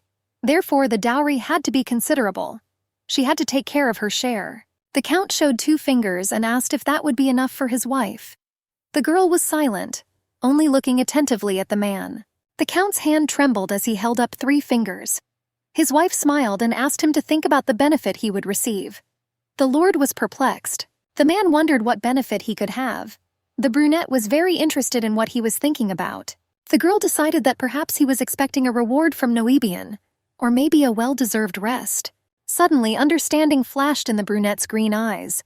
It seemed to her that the Count was being too petty.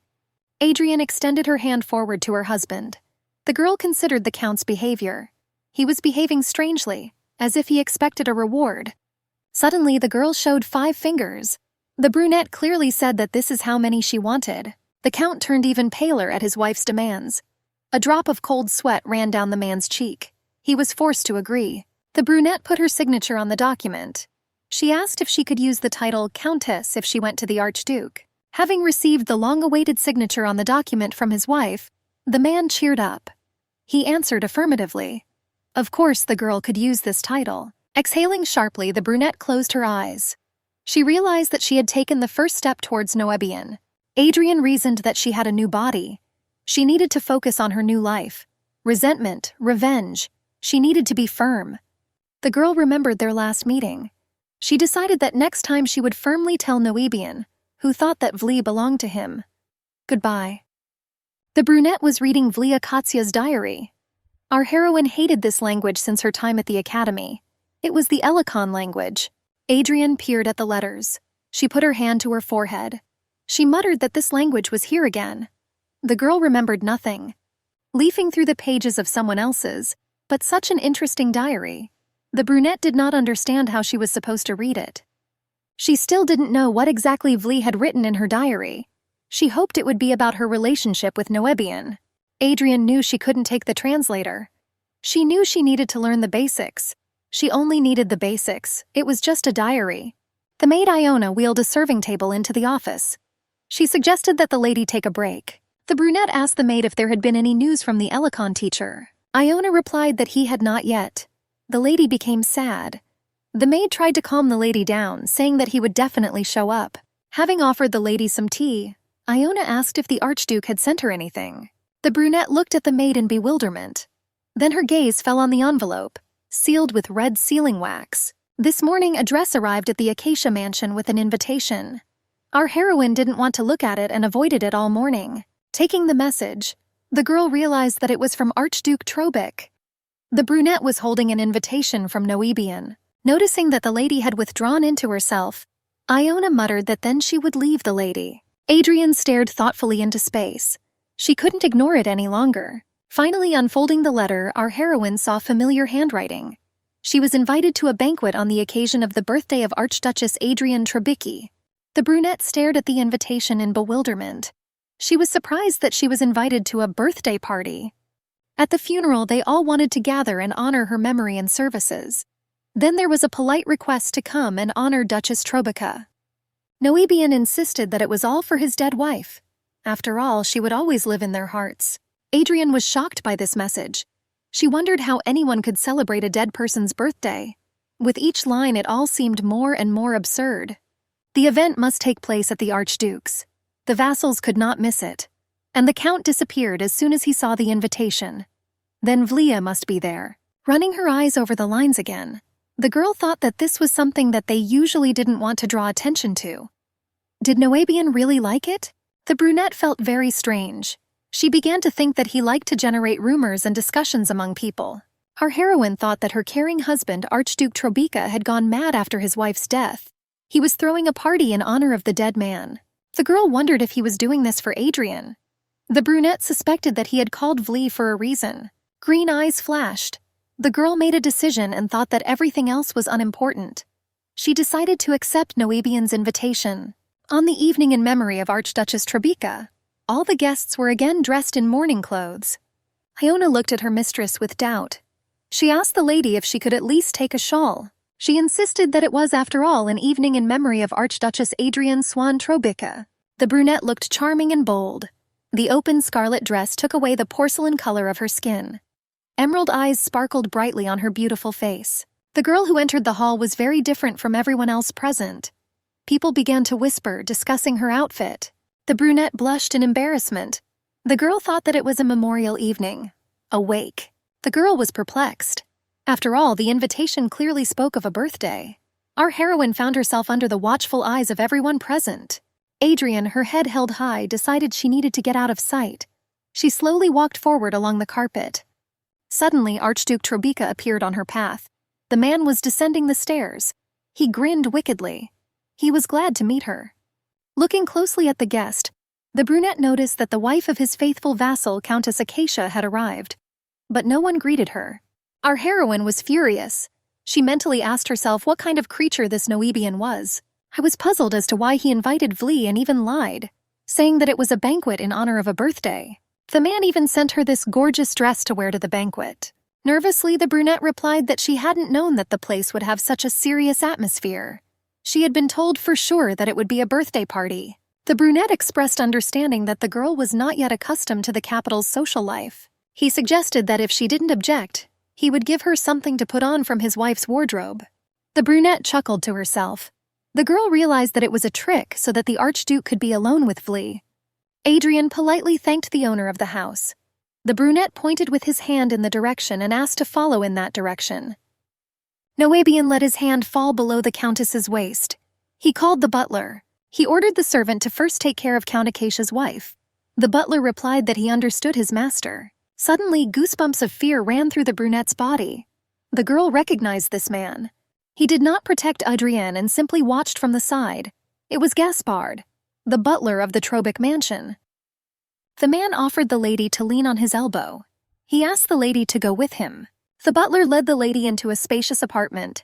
He asked Countess Acacia to wait here for a while. The girl settled down on a soft sofa. She breathed a sigh of relief when the servant left the room. The girl rose abruptly from her seat and realized that she had no time to rest now. The brunette remembered that there were definitely jewelry there that she had brought from her parents' house. Moving quickly around the apartment, the girl approached the chest of drawers. She decided to do everything quickly before someone came. She grabbed the handle and pulled the shelf towards herself. Since she had come this far, she had to take everything that could help her. A confused look stared at the empty jewelry box. The girl wondered where they all went. She remembered the necklace she had inherited. There were other pieces of jewelry too. There was nothing now. Adrienne imagined the maids wearing her jewelry. She assumed that it was definitely the maid's work. The brunette was shaking with anger. She clenched her hands into fists. She decided that she would at least take the remaining jewelry. Our heroine realized that they were originally hers, but she trembled as if she were stealing. Having quickly hidden the remaining jewelry in the folds of her dress, the girl went to the place. She managed to sit down on the soft sofa in time, because the next moment the door opened and two young men entered the room. Noebian asked the butler to come out and greet the guests. Gaspar was surprised at first by the master's words. Quickly realizing what he needed to do, he hastened to take his leave and carry out the Archduke's order. The brunette and Adrienne found themselves alone in a spacious room. The Archduke held a black shawl in his hands. The young man pointed out the object to the girl and came over to help her put it on her shoulders. Finding himself behind the brunette, the young man hugged her. He whispered Vlia's name like a madman. The brunette had the feeling that this woman was definitely his lover. The green-eyed guest stuttered slightly and asked why he did it. She realized that this man had never hugged her so tightly. Adrienne was shaking with tension. She asked why the man said it was her birthday and sent her such a dress. The girl didn't understand what to do. She felt like she was going to cry. The brunette replied that today was, indeed, his wife's birthday. Adrienne told herself to pull herself together. If she cried here, it might seem strange. The girl turned to her interlocutor. She reminded him that it was written in the hall that it was a memorial banquet. A man has admitted that if he had thrown a birthday party for his dead wife, everyone would have thought he was crazy. He hugged the girl tightly by the shoulders, pulling the shawl. He said that this was why they would have a party, just the two of them. The brunette asked him to stop. The shawl slowly slid off her shoulders and fell as a black blot on the floor at the girl's feet. The brunette tried to stop the man. She was worried that if things went on like this, he would be able to find the jewelry she had taken. Trying to keep her interlocutor at a distance, the girl decided that she had to act like Vli. She demanded to see the Archduchess's bedroom. Adrienne smiled coquettishly and said that the Archduchess's bedroom would soon be hers, so she would like to do it there. Noebian went with the guest to the ex-wife's chambers. The brunette asked if she could open the chest of drawers. The man did not object. Wrapping herself in a black shawl, the girl feverishly thought of what she would say if she were the real Vli. She knew it had to be something light, like it was nothing special. Without turning to the Archduke, the girl said that she had heard that all noble ladies kept their favorite jewels in their bedroom. The girl tried to act like a lady who loved luxurious things. She noticed that it seemed like the Archduchess was not one of those types of people. The brunette looked around and said that she wanted to look around a bit, but there was nothing there. Noebian immediately jumped up from his seat and asked in surprise what she meant. He approached the girl, trying to understand why she said there was nothing there. Looking into the empty box, the man was taken aback. Noebian exclaimed in shock. He could not believe it. This could not be. The indignant cry of the gentleman who called Gaspar echoed throughout the mansion. The maids walked quickly along the corridors of the mansion. The girls quietly discussed among themselves how this could have happened. They said that that woman had come. They gossiped about the Archduke's mistress, whom he was hiding. They were surprised that one of them had not heard about her from the butler. The girls entered the room. Everyone stared at the brunette in bewilderment. One maid screamed in surprise, calling the guest mistress. Gaspard quickly put his finger to his mouth. He ordered the maid to watch her tongue. The maid was covered in sticky sweat. She wondered how this woman could be so similar to the other one. The rude woman suddenly remembered how disdainfully and rudely she had treated her sick mistress. Adrienne felt uneasy. She watched Gaspard and the maids. The butler said that he came as soon as his master called him. Noebian was perplexed. The brunette grabbed his head. He could not imagine who dared to touch his wife's jewelry. The maids looked down at the floor. Their master told them that, as it turned out, there was a rat in the Archduchess's bedroom. Gaspar reported that they had finished searching the maids' quarters, but they had found nothing. Suddenly, a brunette intervened in the conversation. The girl suggested that there were places they hadn't looked at yet. For example, clothes. The butler stood with his head bowed low. The young man was nervous. With barely concealed anxiety, he froze before his master. Gaspar informed the lord that at the moment, everyone was watching what had happened. He admitted that it would be better to conduct a separate search. The Archduke folded his arms across his chest. He looked closely at his butler and the maids behind him. He wondered what the difference was. Nobian looked at his servants in surprise. He wondered if he really had to take into account the circumstances of all these rats. Gaspar assured that he understood his master. He said that he was ready to conduct the search as quickly as possible. The maids trembled behind him. The butler grinned unpleasantly. He noted to himself that the events were unfolding much more interestingly than he had imagined. The maids were confused and upset. Some girls cried and wiped their tears with their hands. One of the maids tensed up. The maid, with displeasure, wondered who this guest was, if the Archduke was behaving like that. Adrian watched carefully as the butler tried to search the maids. The brunette wondered if it was possible to catch a rat by entrusting the search to another rat. The girl cleared her throat quietly, trying to attract attention to herself. She suggested that maybe she would be better off conducting the search. Her proposal was not approved. Adrian asked in surprise, was she not good enough? But the butler only turned slightly in her direction. Gaspar informed the master that this would not be entirely convenient. After all, they were servants of this house. The Duke covered his face with his hands in a desperate gesture. Without looking up at the brunette, Nobian asked the guest to entrust this matter to the butler.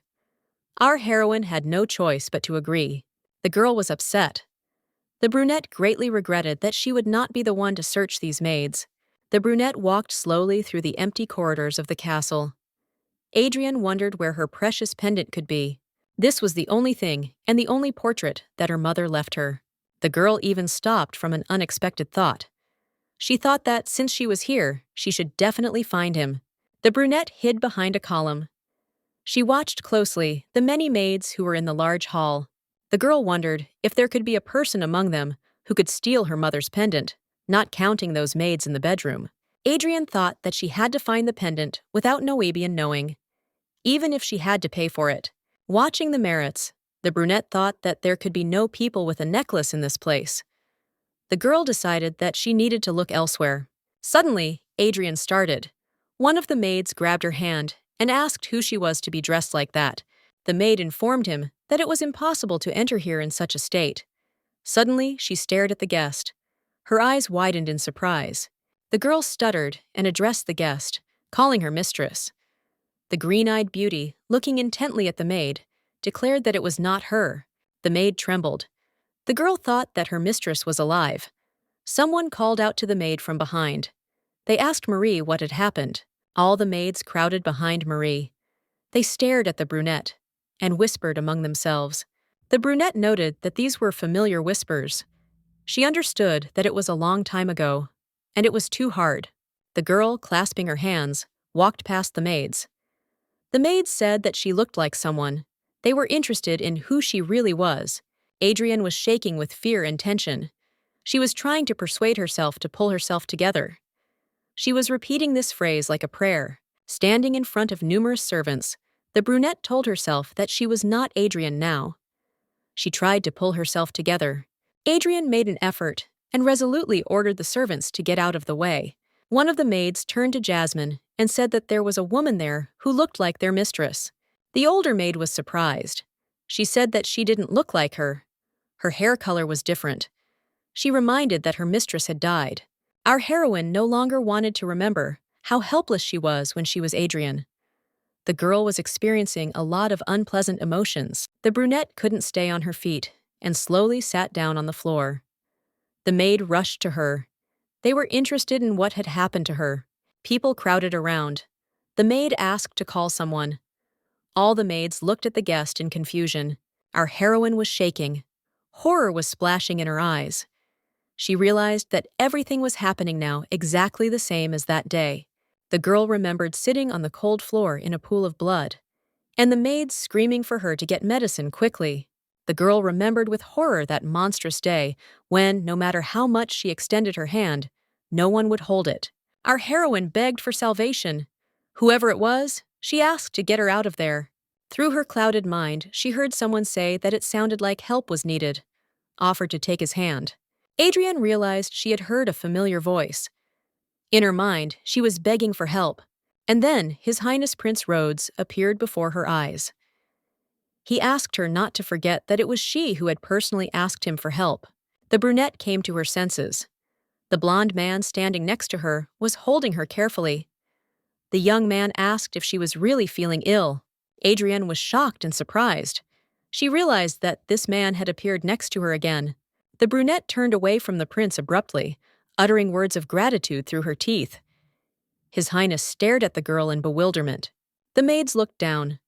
His Highness reported that it seemed that the Archduke did not know how to treat his guests. The blonde took his snow-white waistcoat off his shoulders. The young man ordered the maids to tell the Archduke something. His Highness declared that the star of the Empire had arrived. He ordered the Archduke to show his face and show respect. The blonde wrapped Adrienne in his doublet. The prince asked if the girl was okay. Adriana reported that she was now fine. The brunette wanted to talk about what the prince had said earlier. His Highness interrupted her. Rhodes admitted that it would be very good if the lady did not forget. The brunette blushed. She asked again what His Highness meant. She remembered a conversation with the prince, in which he said that the next time he asked if she needed help, it would be better for her to say specifically. The young people walked along the corridor of the Archduke's castle. The brunette informed His Highness that she had not forgotten their conversation. Adriana glanced sideways at her interlocutor. The girl was perplexed as to why this man cared so much about her. She watched the prince attentively from under her long, lowered eyelashes. She wondered if he really wanted to apologize for his past mistakes. Suddenly, she caught his scarlet eyes on her. She thought that maybe he liked her. Adrienne began to sweat at these thoughts. The girl turned pink with embarrassment. She thought that this couldn't happen. She thought that the prince was looking at her with an evil look. Could a woman who wanted to end her life as a mistress be openly here? She understood that, whatever it was, there was no help without a reason. The girl realized that the prince was obviously doing her a favor. Suddenly, a loud voice calling out to Countess Acacia echoed through the vaults of the castle. The girl recognized the voice. It was Noebian. The brunette walked towards them with a confident step. He reported that he had been told that the maids of his house had shown disrespect to the countess. He peered closely at his guest. With concern in his voice, he asked if she was okay. The prince, with a displeased look, peered into the face of his rival. Adrienne, with the prince's doublet on her shoulders, anxiously folded her hand on her chest. The sunset light glided across the facade of the mansion. At the foot of the marble staircase, a carriage drawn by white horses waited. The maid stood on the top step behind the brunette. She called out to her mistress in a low voice. Iona was shocked by the lady's clothes. The lady had been away for too long, and His Highness had a very high position, so she got nervous. Adrienne hurried to calm the maid down. The brunette asked the maid to go to the carriage first. Iona was surprised. The girl did not agree with her mistress. Adrienne said she wanted to take a short walk. The maid looked at her mistress doubtfully. She asked the lady to return quickly. The brunette remembered that after Nobian's chance meeting with His Highness, boring proceedings followed. The young men sorted out their relationship. In the end, the second prince left with Noebian. Adrienne was confused. At the moment, she did not know what she should do. The girl walked past the carriage, sighing heavily. The brunette understood that, although she had not been able to find her mother's pendant, she had been able to take several pieces of jewelry with her. She thought maybe she was trying to console herself with this. Adrienne walked slowly next to the carriage. Suddenly, the girl stopped. She heard a familiar voice. Adrienne hid behind the carriage. Nobian loudly claimed that he did not like his wife being put on display. That is why he did it. The prince assured his interlocutor that he had not come to see Adrienne's body. The brunette tried to be unnoticeable and watched the men from the side. The blonde looked closely at his interlocutor's face. His Highness declared that he simply wanted to check something. The Archduke grinned unkindly. He noted that he had not sent the prince an invitation. He asked why he had come here anyway. Adrienne tried to be inconspicuous. She quietly watched the young people. Suddenly, the maid called out to her. Iona asked what the lady was doing there. The brunette hissed at the maid and ordered her to go home first. The prince tried to explain why he was here. The blonde hesitated. After all, he couldn't even explain it properly. Nobian asked sarcastically if that was why the prince had difficulty telling that it was her husband standing before him, and she was his first love in his youth. Rhodes glared at his interlocutor. He noticed that his words were insolent. The brunette continued to sneer. He mockingly asked if the prince really wanted to look at the corpse of his first love. With a grin, he asked not to mention that His Highness still had feelings for his deceased wife. The prince confessed that he was the first to recognize her, and he was the first to develop feelings for her. The brunette asked in bewilderment, "So what?" He asked if he wasn't her lover, her husband now. Nobian said that Adrienne didn't want a problem child. She wanted a grown man. The brunette looked the prince in the eye with courage. Squeezing His Highness's shoulder, he asked him not to waste time on something he didn't have. The prince was angry. His hands trembled as he heard his rival's advice to pursue what he might have. The Archduke reported that his guests were waiting for him. The young man had to see them off. He informed his interlocutor that it was time for him to go. The prince remained standing. Nobian resolutely headed towards the carriage behind which our heroine was hiding. The brunette saw Nobian heading towards her. The young man also noticed her and called out her name, Vlee. Adrienne looked thoughtfully at the prince's back. She wondered if she was really that man's first love. The brunette couldn't even imagine what kind of relationship they could have, and whether they even existed. The Archduke suddenly grabbed the girl by the shoulders, demanded that Vlee stop thinking about anything else. He grabbed the brunette roughly by the face. The girl stared at her interlocutor, with her green eyes in fear. The young man ordered her to look at him. Noabian asked if the girl had not heard him. The young man asked his interlocutor what the servants of his house had done. Adrian pushed his hand away and was about to leave. The brunette was surprised. He wondered if the girl really wasn't going to answer. He ordered his interlocutor to say what the servants had done to her. The girl looked into the young man's eyes. She said that the servants had done nothing to her. The Archduke insisted that she tell him, adding that she had had enough of testing his patience. The brunette admitted that if she told, the servants of his house would despise her. The Archduke asked in bewilderment what the girl meant. Adrienne confessed that from their looks to their manner of speech, the servants were so arrogant and hateful that the girl could not bear it. The brunette bitterly recalled that she was a ghost in his house without him. She was not even perceived as a person. Adrienne knew that this hadn't changed, even after she became a Vlee. The girl wanted to find out a lot of things, but now she had no choice but to swallow it all. Turning sharply, the brunette muttered that she was not pleased. Adrienne decided to leave. The Archduke held her hand, said that in that case he should apologize for them, asked her to wait, announced that he would send knights with her. Suddenly, another voice entered their argument. The young man objected. She said that there was no need for that. The blonde said that he would escort the lady himself so that the host of the banquet could protect his mansion. The bright moon illuminated the carriage's path between the trees. The white horses walked measuredly. The carriage's wheels rolled softly on the ground. The interior of the carriage was dim. Rhodes sat motionless. He seemed like a frozen statue. There was tension in the air. Adrienne wondered why the second prince had come to such a place. He was originally famous for not attending such events. The brunette realized that even when she was an archduchess, they had never met. Could it be that the prince had really come to see her corpse? Adrienne decided to speak first. She thanked His Highness for what had happened recently. The blonde stared at his interlocutor. He didn't understand what she was talking about.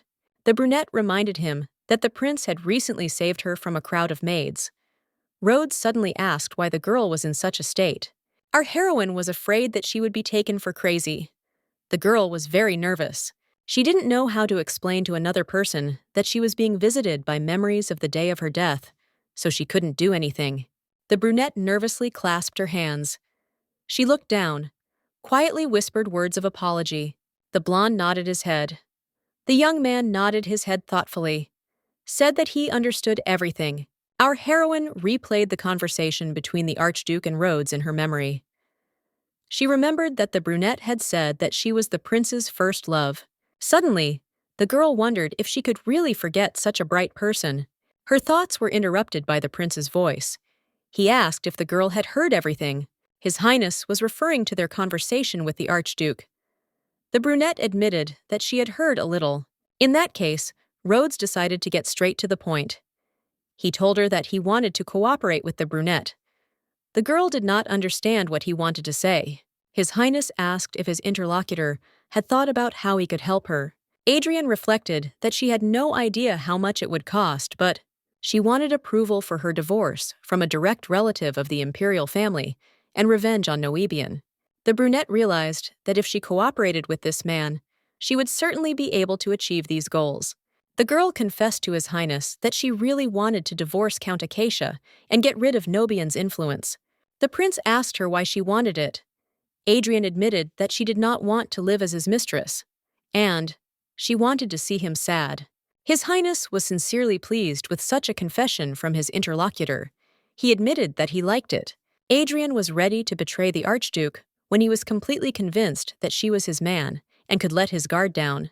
The prince specified that he, as a direct relative of the emperor, would be needed to approve the divorce. He asked if this would suit the brunette. The girl thought for a moment, then nodded in agreement, and clarified what he would need from her. The prince admitted that while the girl will achieve her goals, he will achieve only one. The tension between the interlocutors grew. The brunette asked what exactly the interlocutor would try to achieve.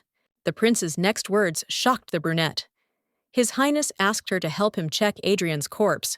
The blonde reached into his trouser pocket and pulled out a small envelope. His Highness handed the letter to our heroine. The girl timidly unfolded the paper. Suddenly, she realized that the language of the message was unknown to her. The prince watched his interlocutor attentively. He asked if she really needed help with this too. The blonde admitted to the lady that he had come to find out. Faithful Niall asked with surprise whether the prince had been drinking and sleeping in the dungeon again. The blonde man sat in a terrible state on the stone floor of the dungeon. Empty bottles of alcoholic drinks were scattered around him. The second prince asked Neil if everything was ready. The red-haired knight replied that everything was in progress. The prince was puzzled. He clarified, why in the process?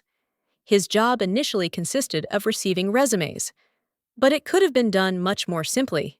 For Neil, the problem was whether to put the imperial seal or one of the many titles of His Highness. The prince rose from the floor with difficulty. The young man suggested simply writing on behalf of a commoner. Neil asked His Highness to tell him more details so that he could finish quickly. The blonde calmed his knight down. The red-haired knight was interested in his work experience. He reminded him of the prince's words about how he got 100 points in the Elikon language at the academy. The blonde was irritated. He asked the knight why he was asking about something he already knew. Neil asked if he understood correctly that the prince wanted to pass himself off as a commoner from the academy. He noticed that commoners were not trained at the academy. Neil emphasized that this wasn't all too much for a teacher who just wanted to help a lady with her hobby.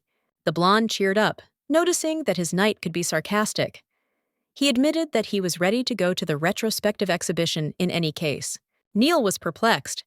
What was His Highness saying? He didn't understand why the prince needed it. The blonde asked the knight to do everything as it should be. His Highness's eyes flashed with a scarlet fire in anticipation. The young man decided that he would take care of the delivery himself. The two young knights sat silently, their heads down. The young men did not understand what had happened to the prince.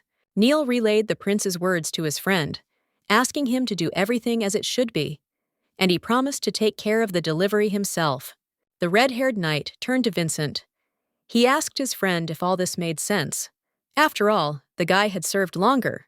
The interlocutor reminded that if an order is given, it must be carried out.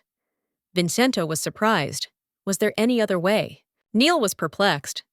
Did interest in a woman only appear when she got married? The knight could not believe it. His interlocutor, unexpectedly, put out his hand and asked his red-haired friend to move away from him. Vincent looked closely at his friend and declared that he had matured. I asked, in any case, if it makes sense to be a married woman. My friend had in mind a brunette. He said that they were the same age, and it was just a short date. They all lived in a country where cheating was frowned upon, but nothing was impossible. Neil admitted that His Highness did not pay attention to what the knight was telling him. The friend believed that the prince had his own thoughts on the matter. The red-haired knight grabbed his head and lamented that this had been going on for many days. He advised him to simply ignore the summons of His Majesty the Emperor for 2 weeks. His interlocutor urged his friend to speak more quietly. Neil thought that His Highness was charmed by the pretty face. He thought that his master was probably deceived by some unknown trick.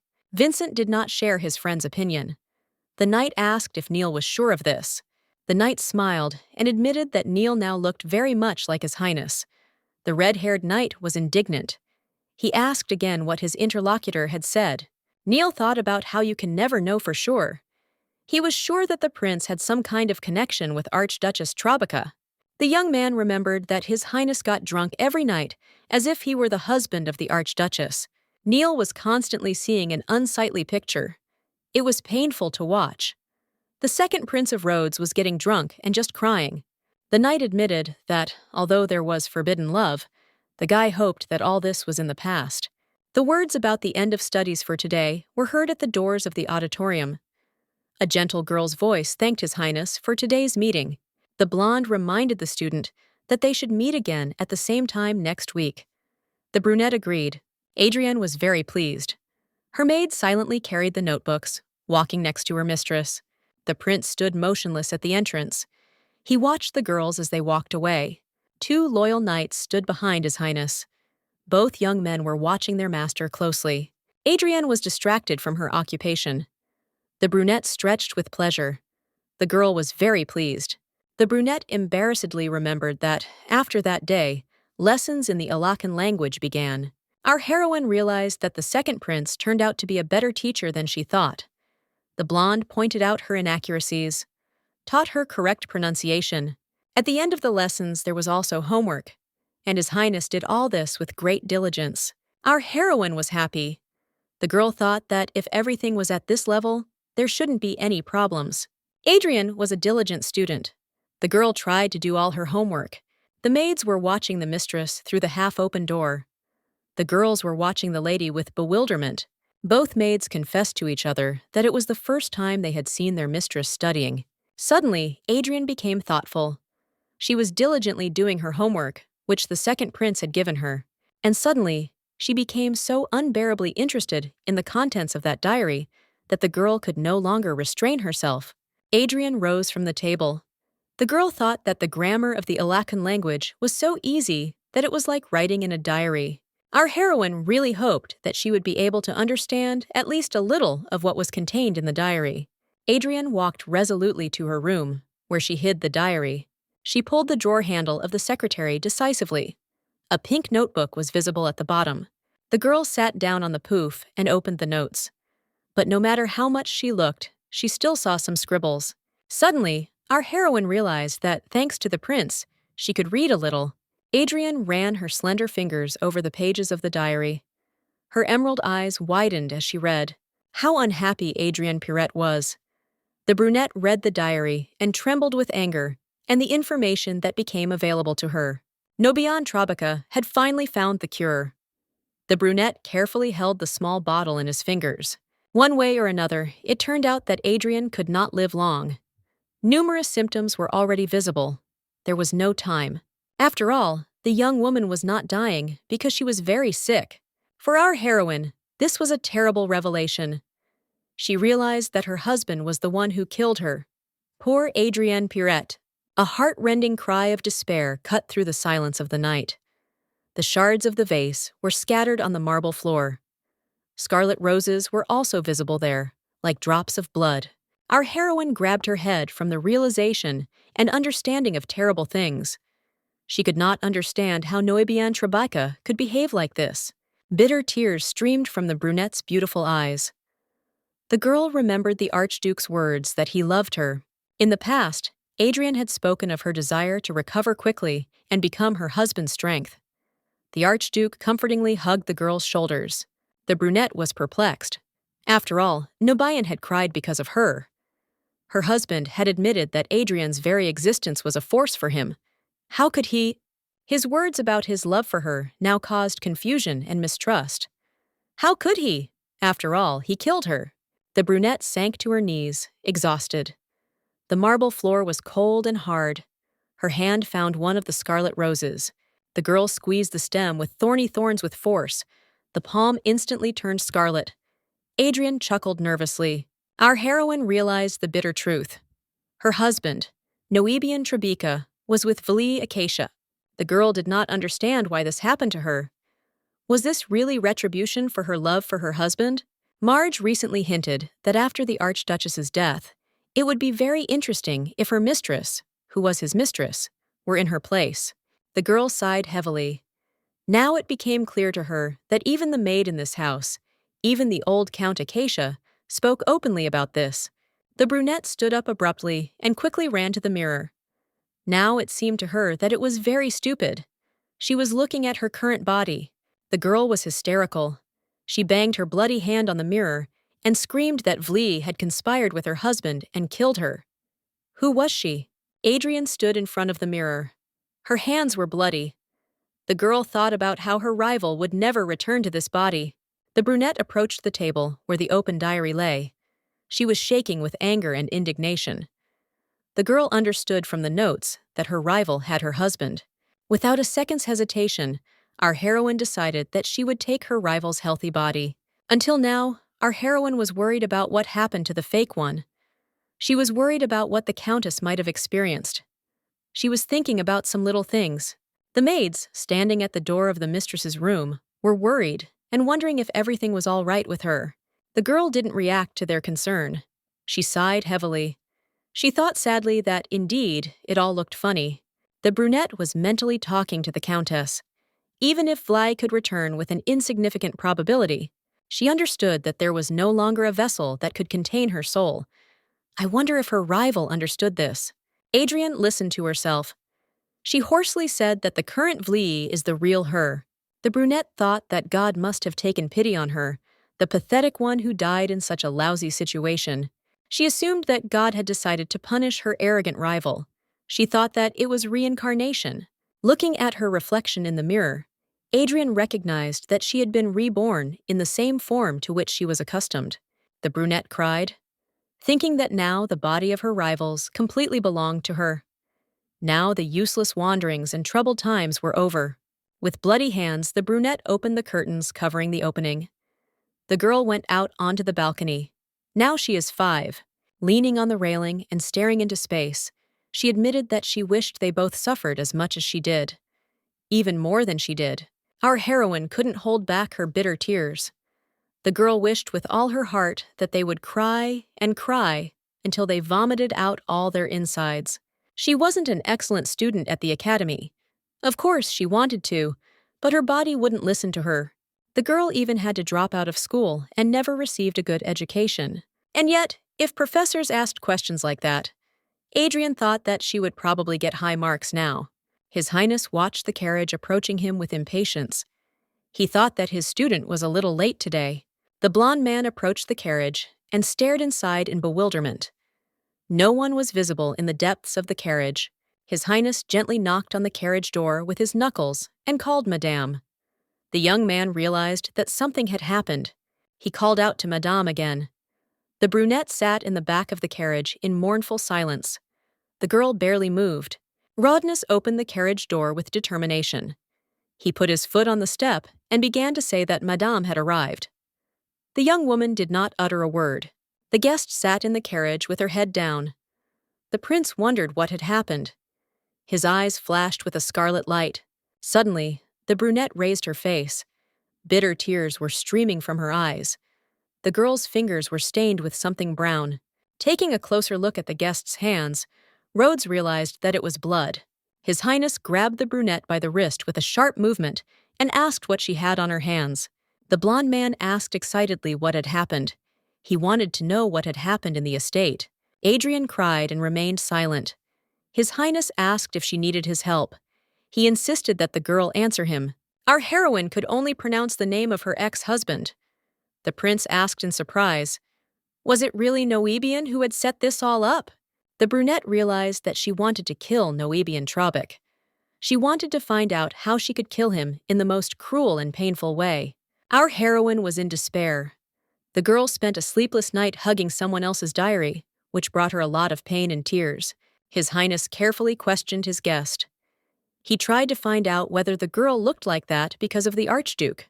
The young man carefully bandaged the wounded hand and promised that he would help the Countess until he saw Adrian's body. The blonde admitted that he, too, found her relationship with the Archduke incomprehensible and unpleasant, which began because of Adrian. But the Archduke was his brother's chief protector. The prince promised to pretend he had not heard anything. The girl resolutely replied that His Highness's cooperation would be sufficient as punishment. Our heroine was in despair. The girl sat on the floor, hugging her knees and holding the ill-fated diary with one hand. Iona entered the room and addressed the Countess, but the lady answered sharply that she would like to be alone. The maid held a message on a tray. The servant said that she was ready to return in an hour when her mistress had calmed down. The brunette thought that it was probably all Marge's doing. She decided to find out what was going on here. The maid timidly handed the lady an envelope sealed with sealing wax. Our heroine took the message and opened it. Having read the letter, the brunette called Iona. The maid immediately came to the call. Furious lights sparkled in the mistress's eyes. Adrian reported that the Archduke wanted to see her. She had to meet him immediately. She ordered her to be prepared as usual, brightly and provocatively. The richly decorated carriage stopped at the gates in front of the Archduke's mansion. The coachman explained their stop by saying that there was a carriage standing at the entrance. Adrian, wearing a revealing scarlet dress, peered out from behind the heavy curtain of the carriage window, her long, dark hair falling over her bare shoulders. Gaspar explained to the coachman at the gate that they could not pass right now because there was an important guest inside the mansion. The coachman asked in bewilderment whether the Archduke's butler really meant to say that they had to leave the carriage right there. Gaspar looked up and saw the Countess at the window, who immediately hid inside the carriage. He grinned. He realized who had arrived. The butler explained that they had arrived early. He asked the guests to wait a little. The coachman thought that this was inconvenient. Adrian wondered what kind of guest this was, that they weren't allowed in and were forced to wait here. Iona listened to the conversation.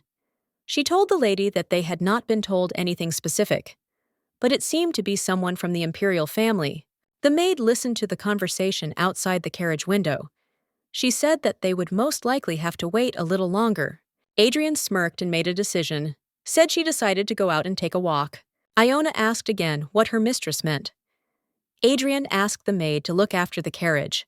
The brunette decided that it would be enough if she alone went to that hell. Adrian resolutely opened the carriage door and stepped onto the running board. Her curls were flying. The skirt of her dress flowed in lush folds around her slender legs. The brunette slowly approached Gaspar. The man noticed Madame and greeted her. The girl asked the butler of the Trobeck mansion who had come to visit them. The servant was in no hurry to answer. The brunette, raising her voice, repeated her question about who had arrived. The butler said that, to begin with, he would like to accompany her. Adrian accepted the offered hand. The butler asked for forgiveness. He explained that, despite the fact that she was the mistress, he could not say. Suddenly, the brunette squeezed Gaspar's hand with force. The young man cried out from pain and surprise. He quickly said that a guest from the imperial family had arrived. He admitted that they had not thought that Madame would arrive so early. The brunette slyly asked if he meant that she had created a problem by coming earlier. Was that really why he said that? Adrian noticed that Gaspard spoke as if it were her fault. The servant should have been ready in case she arrived earlier. The girl hinted that the relationship between her and the Archduke was not so formal as to require strict observance of time. Gaspar, slowly, led his master's guest along the paved alley of the park. He confessed to Madame that he was very sorry. They were already approaching the mansion when, unexpectedly, on the stairs in front of the entrance, the brunette saw who the Archduke's guest was. This man was His Highness the Crown Prince, the Prince of Saint Ronta, Baldonaldo Ronta. Gaspar reacted instantly. He pushed the guest into the thick bushes. He asked Madame for forgiveness for this. He recommended that she stay there. Our heroine was confused. Had she really seen the Crown Prince here, who had once called her aunt? She wondered what brought him to the residence. The brunette realized that the heir had obviously not been invited to dinner with her. When she was Adrian, he had never shown up. She was surprised that now, when Adriana's funeral was in full swing, he suddenly appeared at the Archduke's residence. It seemed that the prince now wanted to play the role of the nephew, but his uncle called his mistress. Was that why he hid her? The girl folded her arms across her chest and thought that the prince was not so important to her now. The Archduke sat in his office with a thoughtful look on his face, a newspaper in his hands. He told the brunette that she had arrived early.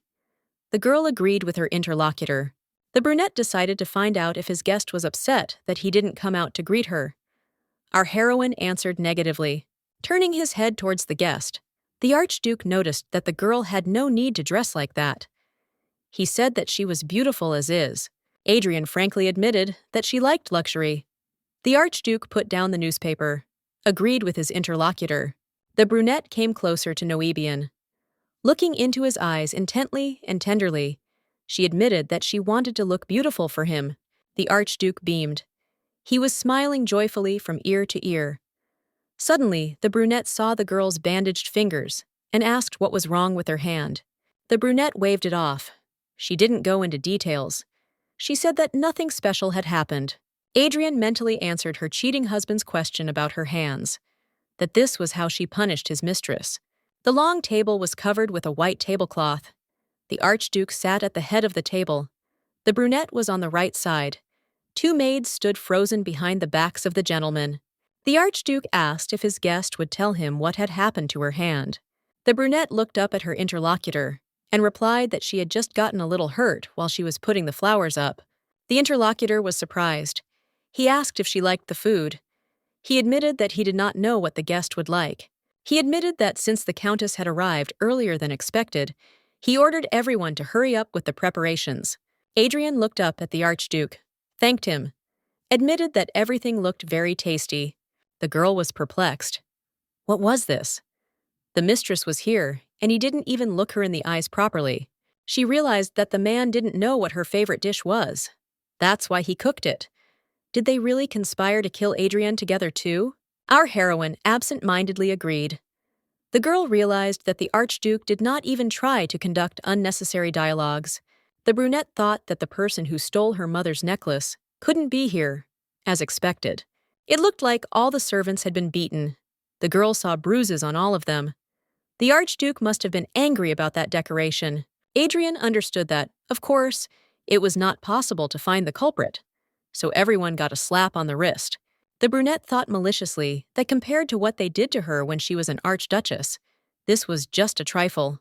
Suddenly, the Countess ran a fork across the tabletop. The sound was disgusting and unpleasant. Everyone present froze. The brunette smiled and said that the atmosphere in the room was not very good. She turned to Gaspar, whether he agreed with her. The butler headed to the table where the gramophone stood. With a confident movement, he lowered the needle onto the record, and a pleasant melody spread throughout the hall. The Archduke smiled. He looked up at his interlocutor. He said that it had become better. Adrian moved her fork around the table. She knew that nothing would fit in it. She wondered if she would be able to eat anything if she changed the environment. Picking at her plate, the girl realized that this was hardly possible. She looked at the Archduke. She realized that seeing that shameless face before her, her appetite had gone away on its own. The young men left the dining room. They strolled leisurely through the mansion. All the maids froze and bowed respectfully. Adrian walked arm in arm with the Archduke. The girl realized that the atmosphere had changed because of the incident that day. Suddenly, a maid came out from behind a column, holding a basket of linen in front of her. The brunette realized that it was Annie. The two girls' eyes met. Adrian realized with surprise that she had thought she would be more afraid than she had been then, but the maid's hands were shaking. The brunette walked past the maid and admitted that there was nothing wrong with it. She smiled, Realizing that she was scared of some miserable maid, Adrian no longer felt sympathy for the servants. The girl understood perfectly why this had happened. The brunette asked her companion to stop. The Archduke asked what had happened. The girl understood that she was now Acacia Vly. Our heroine understood that Vly would be very happy with such things.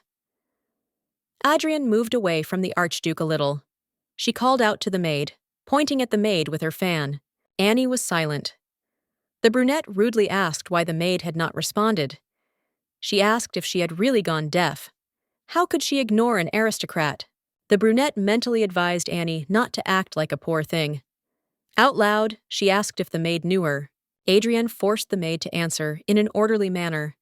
She thought that she was the only poor person in this residence.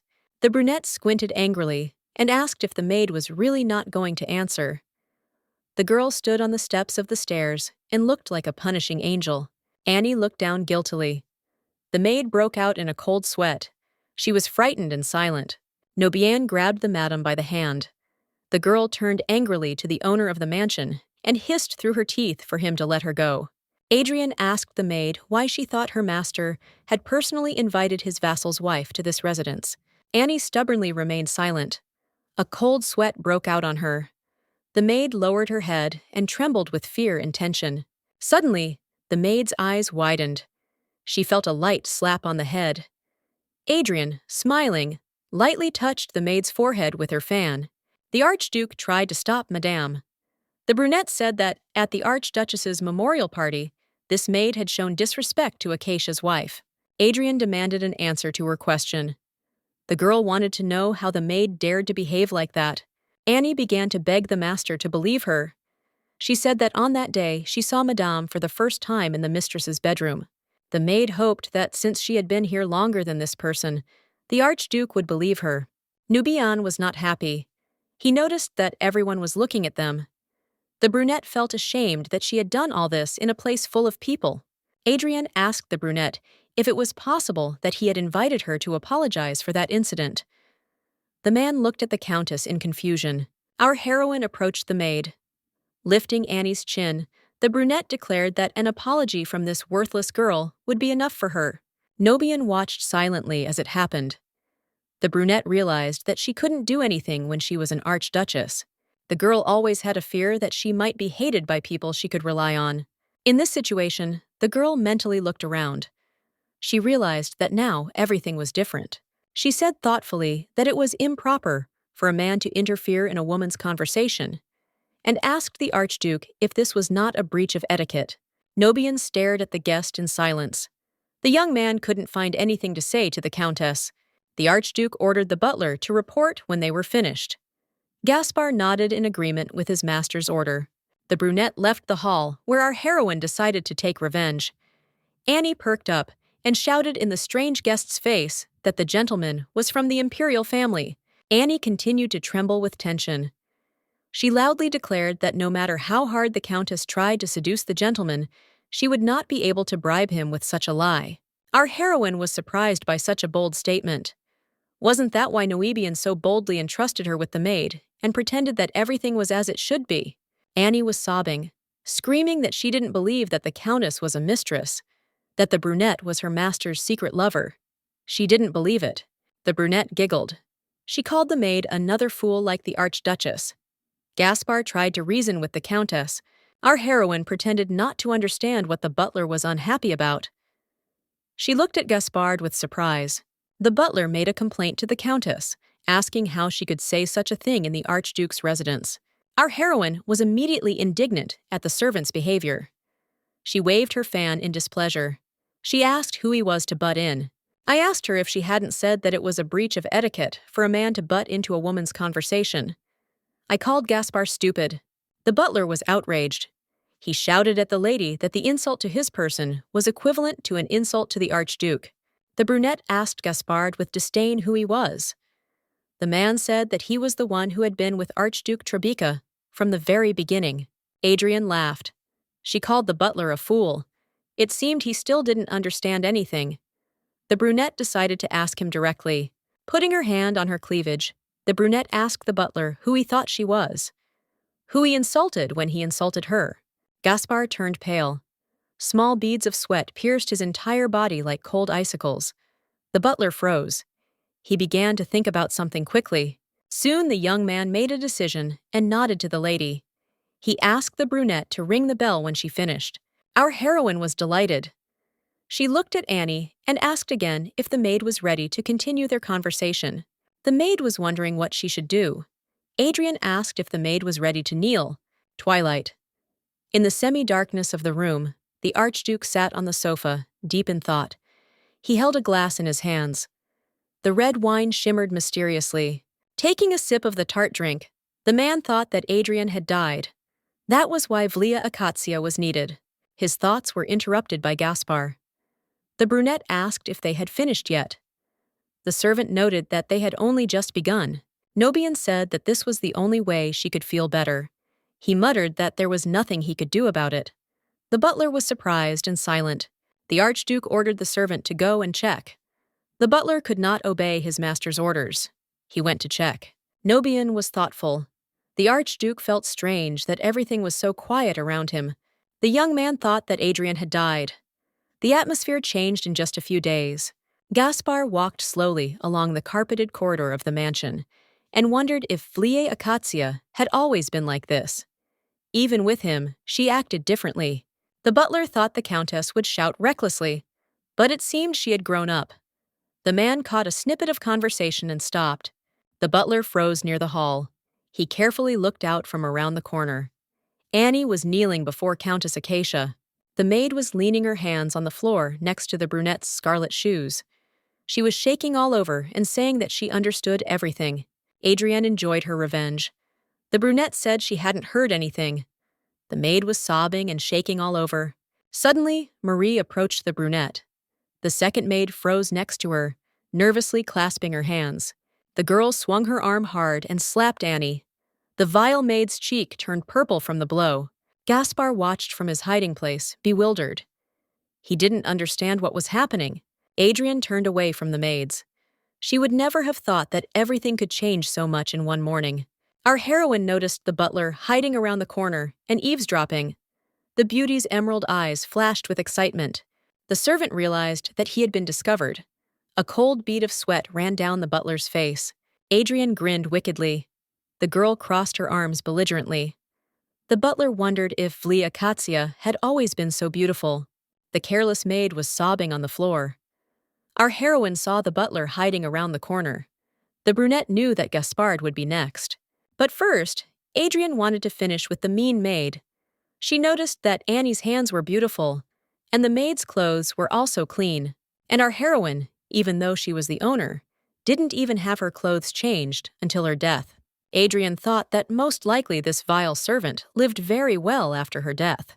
The brunette rang the bell a little and shouted that it needed to be removed. Adrian immediately heard words of agreement and submission. Our heroine made a remark to the confused Marie. She ordered the maid to help Annie. The brunette asked irritably if she really needed to be told twice. Marie shook her head. Marie was surprised to see this girl that day. She didn't know what to do. The maid was scared, so she couldn't say anything. Annie rose from her knees with the help of the second maid. The maid continued to cry, but her eyes were filled with rage and malice. The two girls slowly moved away from the room. Adrian thought that Annie had suffered instead of the maid. The brunette went in the opposite direction.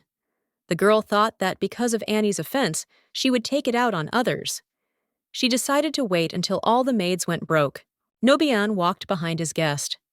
He explained that they had entered his wife's dressing room. Adrian thought that she had not been here for a long time. She even felt awkward. Because of her illness, the girl could not come here. The brunette was delighted when she saw a jewelry display case. Our heroine thought that her mother's necklace could be there. The girl pointed at the display case. There were many beautiful and luxurious things there. She asked if she could look at them. The Archduke agreed. He suggested that she not be shy and consider everything she wanted. Our heroine froze in front of the open wardrobe. Inside, on the velvet, were all sorts of jewelry. Gold and stones shimmered in the soft light. The brunette wondered where it could be. The girl carefully examined the contents of the display case. Suddenly, Adratena flinched at the loud sound. Nabayan laughed, doubling over with laughter. The brunette looked back at her interlocutor. The girl asked the Archduke what had happened to him. The young man explained that the brunette had become more like herself. He asked if the Countess wanted to take something. Something sparkled on the brunette's neck. Our heroine was surprised to notice that it was a gold chain and pendant. It was her necklace. The interlocutor stated that he wanted to give the guest a gift as an apology for what happened in the mansion. The Archduke said that he would allow his guest to take whatever she could wish for. The brunette blushed with embarrassment.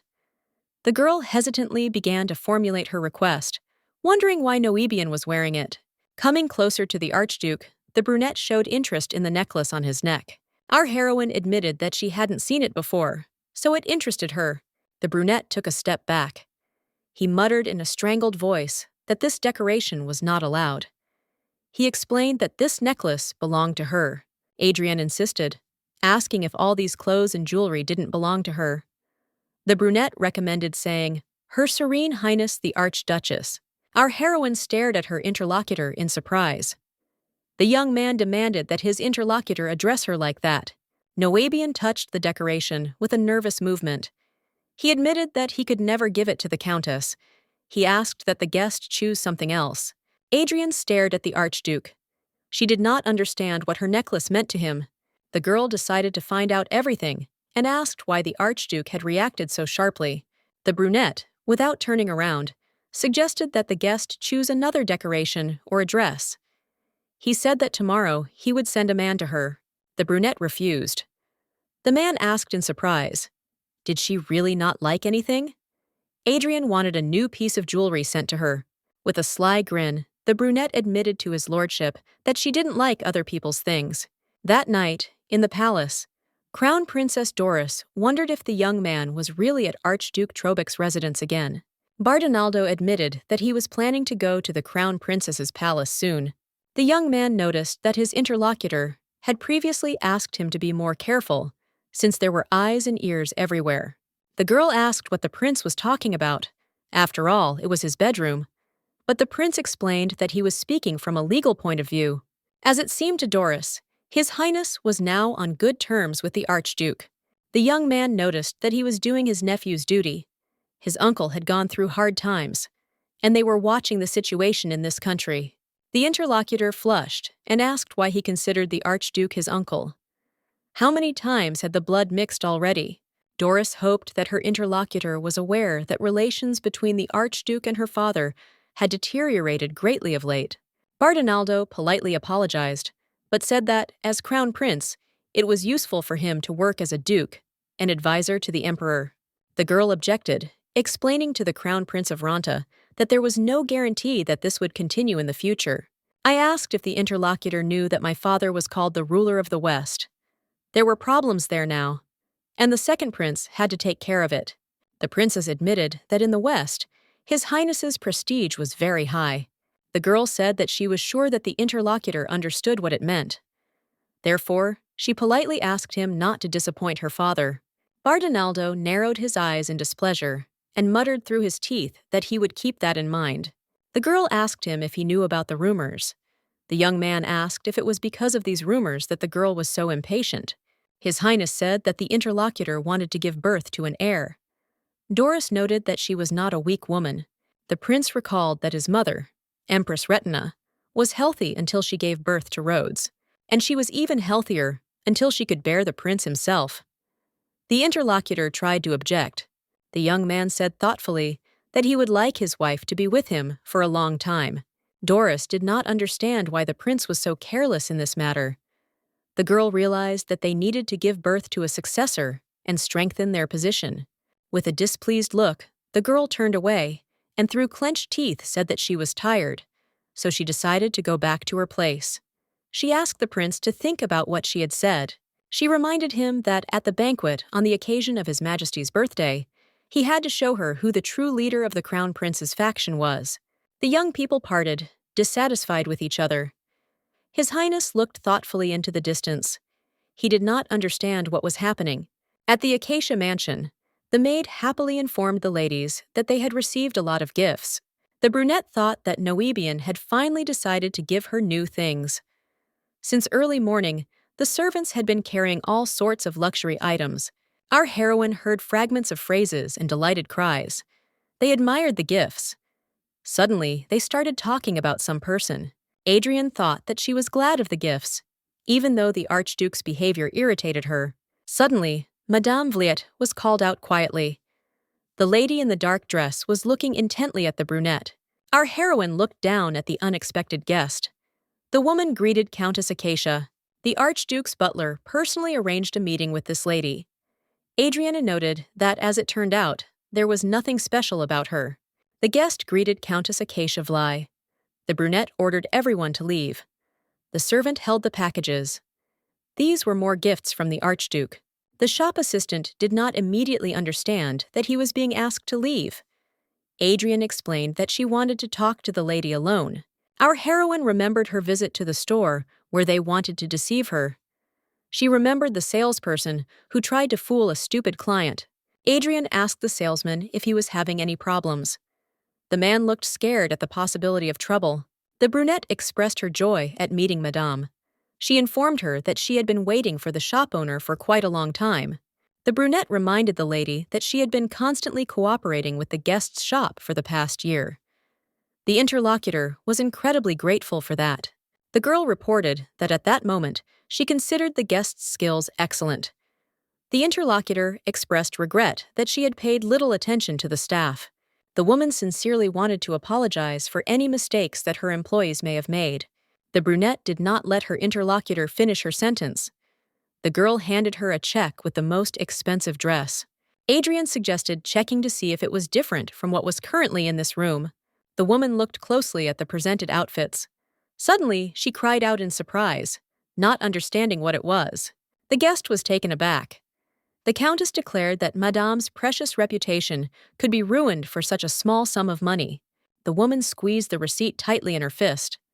There were no employees in the store who could do such a thing. That left only Matthias. The guest was distressed.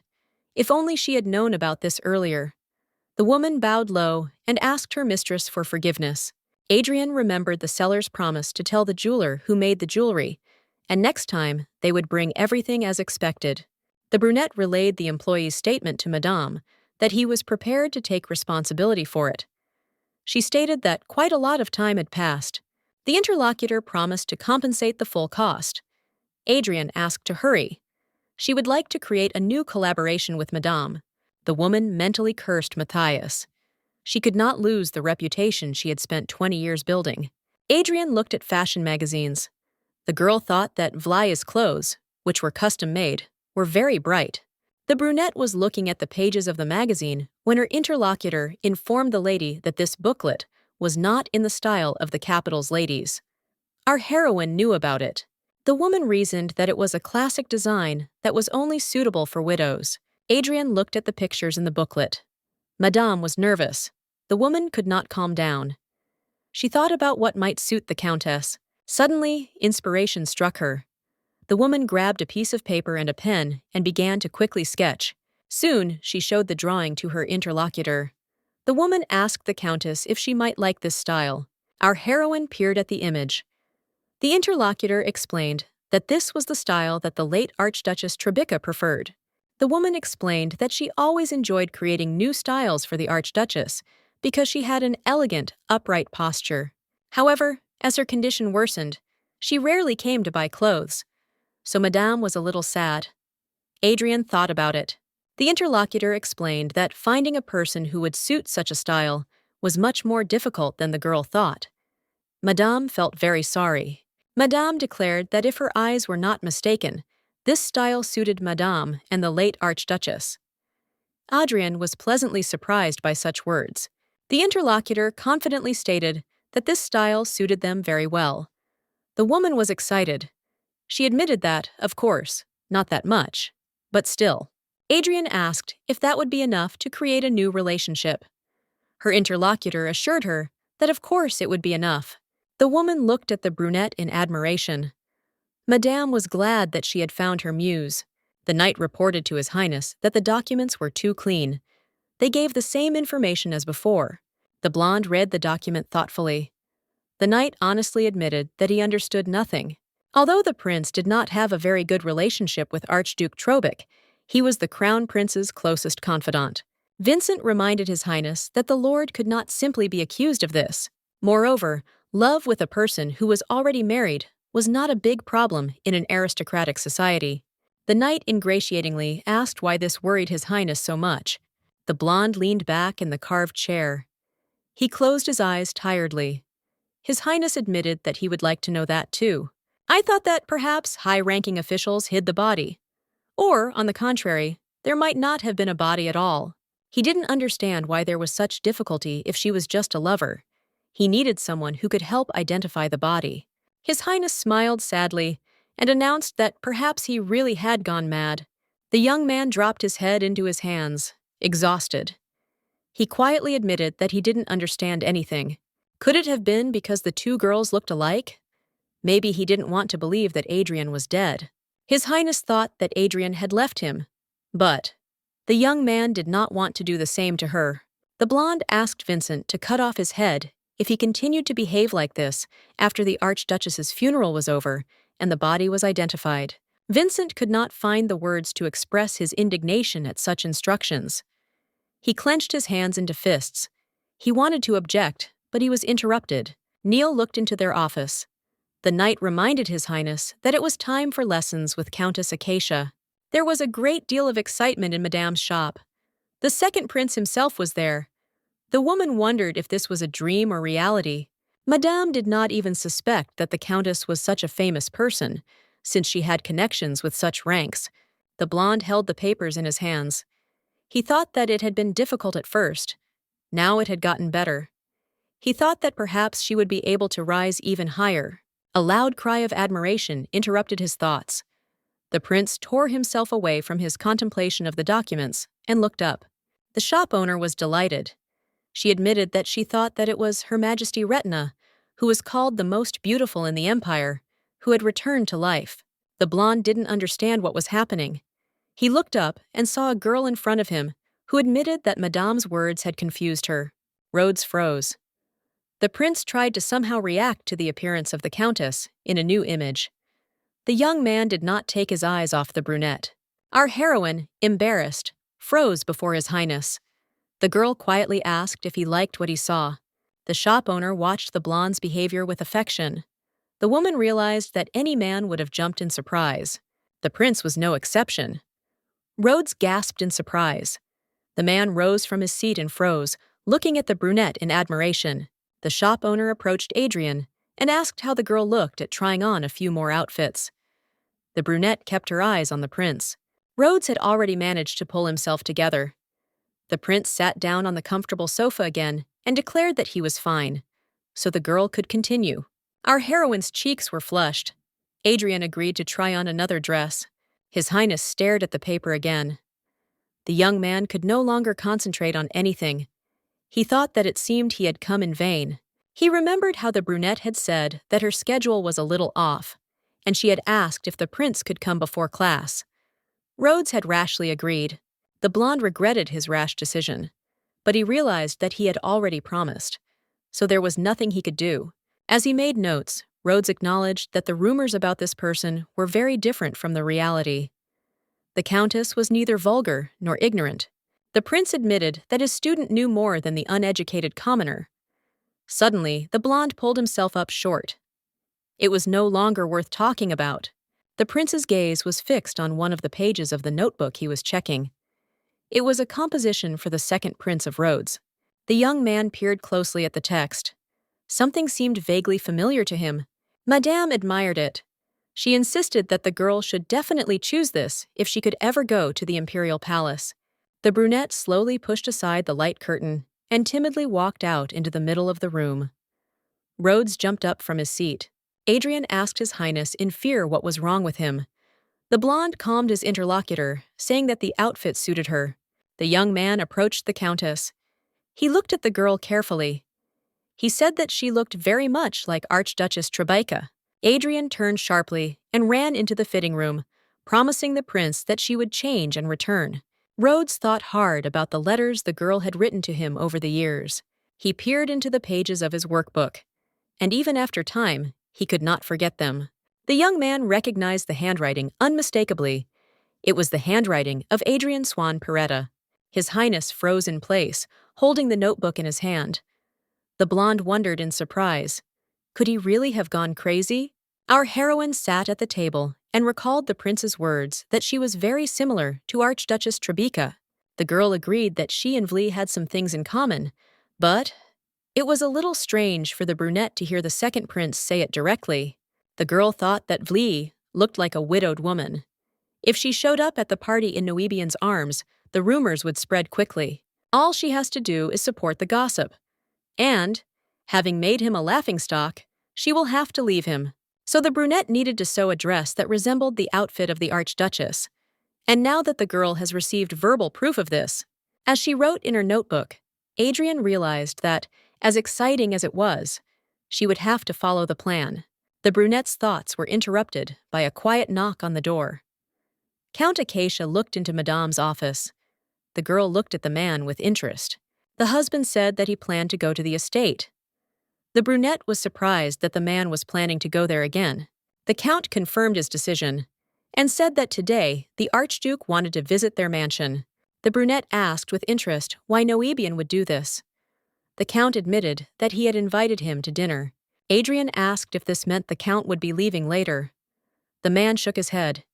He said he was going to leave right now. Our heroine asked whether this was the initiative of the Archduke himself. The count answered in the negative. Adrian doubted the truthfulness of his words. The man broke out in a cold sweat.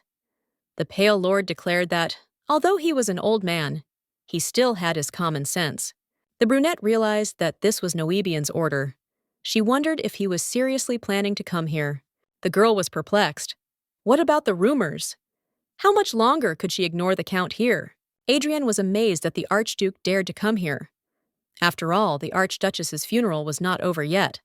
She decided that it would be better for her then. The count objected. He said that it was impossible. The brunette asked why he thought so. The man said that mysterious disappearances of women were continuing in the capital at the present time. The whole nation was on edge. Therefore, it was undesirable to go outside until the culprit was caught. The count advised his wife that if she decided to go somewhere, she should definitely take a couple of escorts with her. The brunette replied that she understood everything. She promised to take 20 knights with her. She asked the count not to worry. At this point, their conversation ended, and the count hurried to take his leave. Finally, he took something out of the inside pocket of his coat and handed it to the girl. It was a bunch of keys. The count said that the keys to the mansion had always been in the possession of the count's wife. He explained that he couldn't give them to her before. But recently, there were more people who trusted her. Adrian gasped at the unexpected confession. The man knew that one day the girl would leave, but he was getting older and weaker. It was difficult for him to carry out all the household duties. He dropped the keys into the girl's palm and explained that this had previously been entrusted to the butler. But now he had decided that it was better to entrust the keys to the mistress. Adriana was touched by the count's gesture and asked him not to worry. After this, Count Acacia left immediately. The mansion was ready to receive Noebian. Sir Zimsker was surprised by the girl's confession that she had heard a lot about him. The brunette asked what was wrong. The young man gasped in surprise. The brunette understood his confusion because the resemblance was great. The girl wondered if the Archduke had ever shown Vli's face to Lord Zimsker, whom he trusted so much. The man said that the Archduke was due to arrive soon, that the girl should be ready to greet him. Adrian asked, upset, what she should do. The girl sighed heavily. Putting her hand to her head, she told Zimsker that her legs hurt a little. She asked if the man could greet the guests on her behalf. Zimsker was surprised by such a request. Before the man could answer, the brunette turned around and walked away, saying that in that case, she relied on him. Zimsker wanted to object to Madame, but the girl, without stopping, quickly walked down the corridor. Adrian smiled wickedly. It was all right. Did they really think she would be standing at the entrance? Our heroine thought about how good it was. She asked Iona if she had prepared everything. The maid informed the lady that the chef said he was almost finished. Hearing the answer, the brunette decided that they needed to go quickly. The maid happily agreed. Neither of the young ladies had gone far. when a man's voice called out to the Countess. The brunette looked back at the voice and saw Noebian's gloomy figure in the doorway. She noted with surprise that the guest had already arrived. In the spacious dining room, the Archduke and Adrian were seated at a long table. The girl explained to the brunette that she had received news of his visit late. The girl told the cooks to cook what she liked quickly. She asked if the guest would be against it. She was surprised where the man had gone. Nobian calmed his interlocutor. He asked her not to worry. He explained that he was not picky about food. The brunette smiled slyly. She understood that all she needed was a few kind words, and the guest would forget that she had not come out to greet him. There were a few things the brunette had learned while living with Nobian. He had very refined taste, but the Archduke hated beans like a little child. The brunette had never, in her eyes, forced himself to eat something he didn't like. The girl was curious how Noebian would behave in front of the lady now. With an innocent smile, she asked if the guest really didn't want to try the dish. Feeling disgusted, the brunette nevertheless brought his trembling hand with the spoon to his mouth. The disgust from the dish was clearly visible on his face. The brunette innocently asked what was wrong with him. Was the offered dish not to his taste? Nobian replied that everything was very good. Adrian expected something like this. She understood that he wanted to show off in front of Lai. The brunette asked Iona to cook everything from the products that the Archduke did not like. Our heroine was very pleased to see his suffering. Adrian thought about how sometimes she felt grateful for being able to cut something with her hands, put it in her mouth, and chew it. The girl brought a fork with a piece of meat to her mouth. She closed her eyes in anticipation and wished her interlocutor a bon appetit. The brunette called out to Sir Zimsker. The servant responded immediately. Nobian explained that he needed to speak with the Countess. Sir Zimsker understood everything and quickly left the room, tightly closing the massive door behind him. The young people were left alone. The girl asked what the brunette wanted to tell her. Nobian reminded her that she had once expressed a desire to become an archduchess. The brunette was taken aback by this statement. The interlocutor continued, explaining that this could be problematic.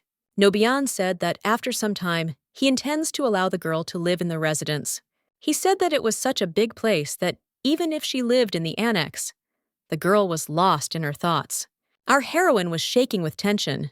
She suspected that one day Noebian might call her to the Archduke's residence. But the brunette never thought that Vlag herself said that she would like to take this place. Adrian said that she understood everything. The girl promised her interlocutor to think about it. Suddenly, the brunette changed the subject and reminded Noebian that the crown prince's birthday was approaching. The brunette stood up from her seat. The girl admitted that she had heard. This was exactly the event that all the nobles of the capital were supposed to attend. The brunette gently put her arm around Noebian's shoulders. She ingratiatingly asked the Archduke how long he was going to hide her. The brunette looked at his interlocutor, puzzled. The girl expressed her desire to go to the party as the brunette's partner, not Count Acacia. Nubian turned away from the Countess. The brunette replied that it was impossible. The interlocutor asked, puzzled, why he thought so. His wife's funeral hadn't even finished yet, and the girl already wanted to attend the imperial ball together with him. He asked her not to talk nonsense. The girl was capricious. She said that she did not want to go there with Count Acacia.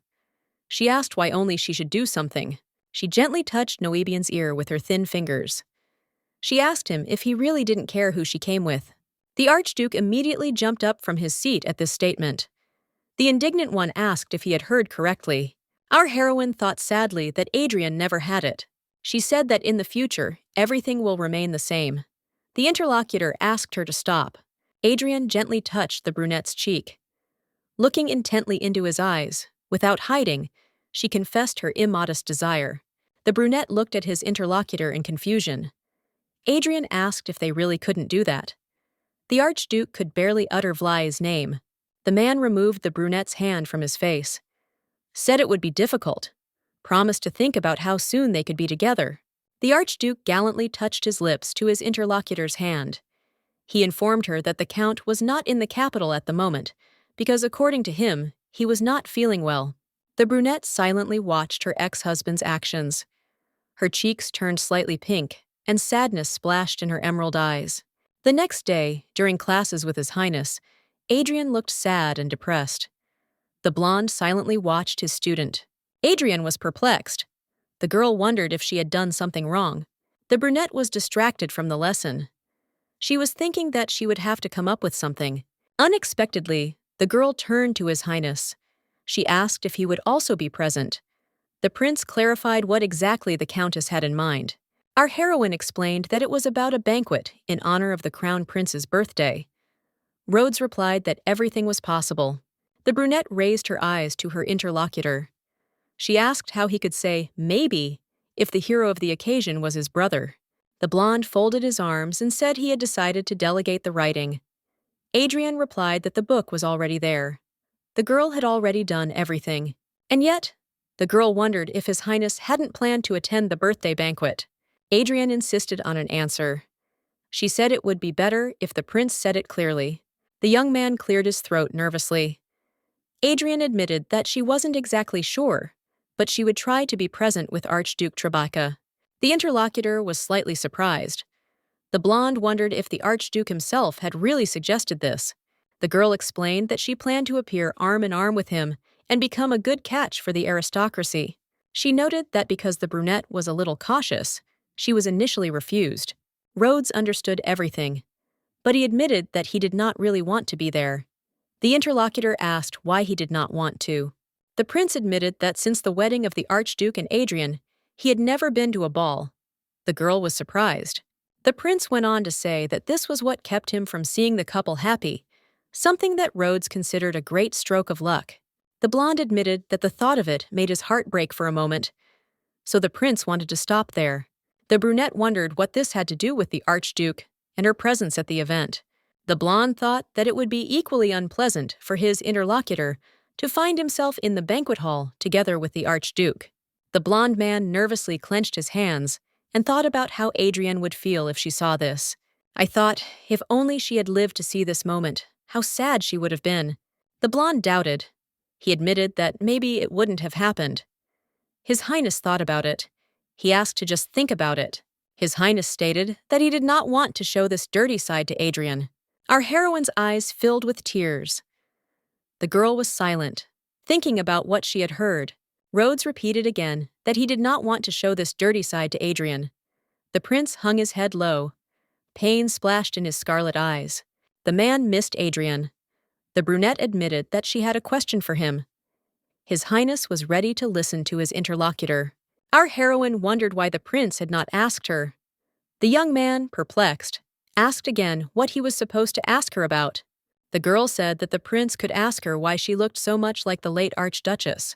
The young man might have asked how she met the Archduke and what she was going to do after the divorce. The blonde clenched his fist tightly. He answered in a strangled voice that the girl was not Adrian. He believed that in this case, it did not matter at all. The brunette crumpled the skirt of her dress and asked why he liked Adrian. The prince sighed and asked if there was a reason for that. The girl noted that if you think about it, Adrian did not graduate from the academy. She used illness as an excuse to stay at home. She said sharply that the Archduchess had only poisoned herself with medications and was completely helpless. His Highness's eyes flashed angrily and said that Adrian did not deserve such treatment from the Countess.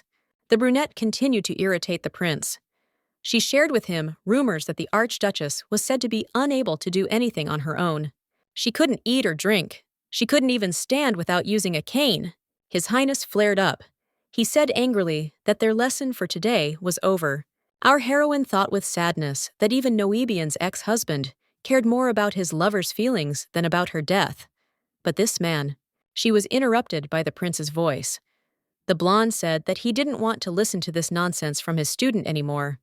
Well, he decided that he would say only one thing. He believed that Adrian was the most loving, intelligent, caring, and brave person in the world.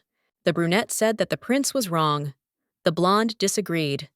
Said that she was the one who was wrong. Said that he would no longer teach her lessons. The girl was horrified by what she heard. Her emerald eyes widened. He didn't know anything. After all, she was Adrian. His Highness said that he had no desire to be near a man who insulted Adriana.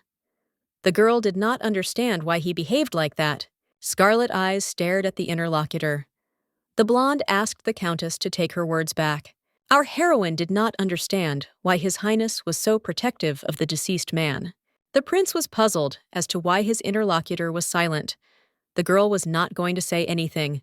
She didn't know why, but the prince was defending her past self, and he was saying exactly the words she wanted to hear most. The brunette realized that she had responded to her interlocutor too emotionally, although she had tried to restrain herself. Adrian asked her interlocutor what would happen if she apologized for what she said. She asked whether, in that case, His Highness would agree to go to the celebration of the Crown Prince's birthday. The flames of the fireplace could not illuminate the entire room, which was drowning in the evening twilight. The prince, sitting at the table, carefully peered at the sheets of paper. The young man read these familiar lines over and over again. Adrian wrote that, thanks to him, for the first time, she had not failed the Helicon exam. The girl thanked the prince and explained that she had tried the medicine he recommended, and that it had become easier for her to breathe. Adrian shared the information she had learned. Her father wanted to arrange her engagement to the Crown Prince. His Highness studied at the Royal Academy. The girl was interested in whether he had seen her future groom. She thought about how everyone was wearing masks, so Rhodes might not have recognized him. Adrian wondered how it was possible to study without seeing the faces of other students. She thought about how hard it must have been to make friends. The girl reminded the prince that they had no one closer than themselves. In the next message, Adrian admitted that she felt sick in class and spent a lot of time in the break room. She complained that Sophia had said that no one would want to marry such a weakling. She asked the prince's opinion whether she was right. Adrian didn't like hearing that she hadn't done anything herself. She really wanted to prove that she could have gotten an A. A friend recalled how His Highness confessed that he had no dream. The girl suggested that a job as a teacher would suit him.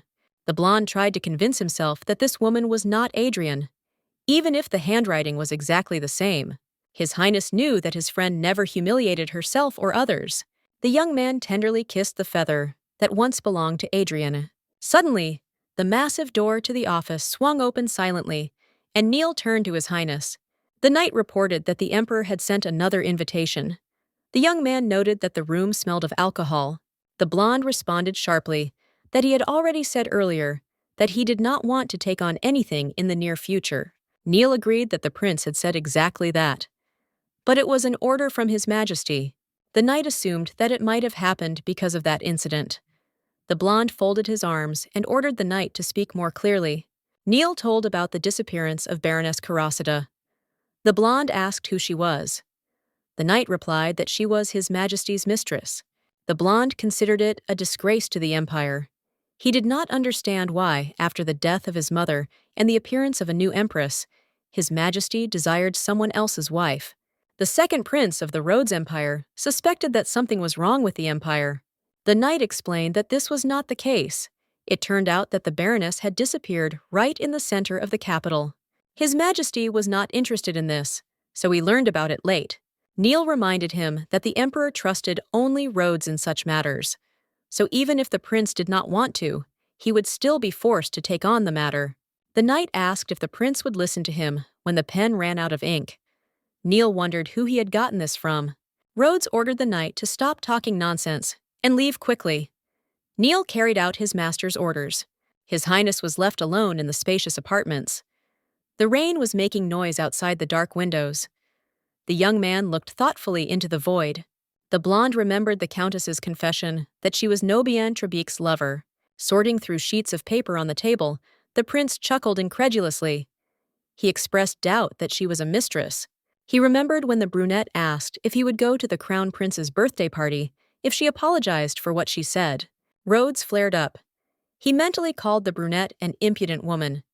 She had Adrian's face, the same handwriting. Without a drop of shame, she called herself a mistress. The prince thought that he would never have communicated with her if it weren't for one thing. The blonde decided that he needed to keep her close and make sure that she never dared to insult Adrian again. At the royal castle, the crown prince asked his uncle if it was true that his father had once again entrusted Rhodes with an important task. Noebian confirmed it. The young man noted that the blonde had once again had to take on an unpleasant investigation. He decided that he should talk to his father. Noebian asked him what he wanted to talk about. Bardinaldo admitted that he was ready to ask to free his brother from this burden. The crown prince believed that Rhodes had already done much for the state. Taking a sip of red wine, the prince continued that his brother did not have to take on the disappearance of some woman. The archduke said that whether it was a small matter or not, they would see. But His Majesty demanded it. Bardinaldo was sure that his father should have entrusted the blonde with something more important. Suddenly, both young men froze. The major domo loudly announced the arrival of His Highness the Second Prince of Rhodes and Countess Acacia. All the guests present in the spacious hall stared at the newly arrived couple. The young people were both wearing snow-white outfits. They harmoniously complemented each other's image.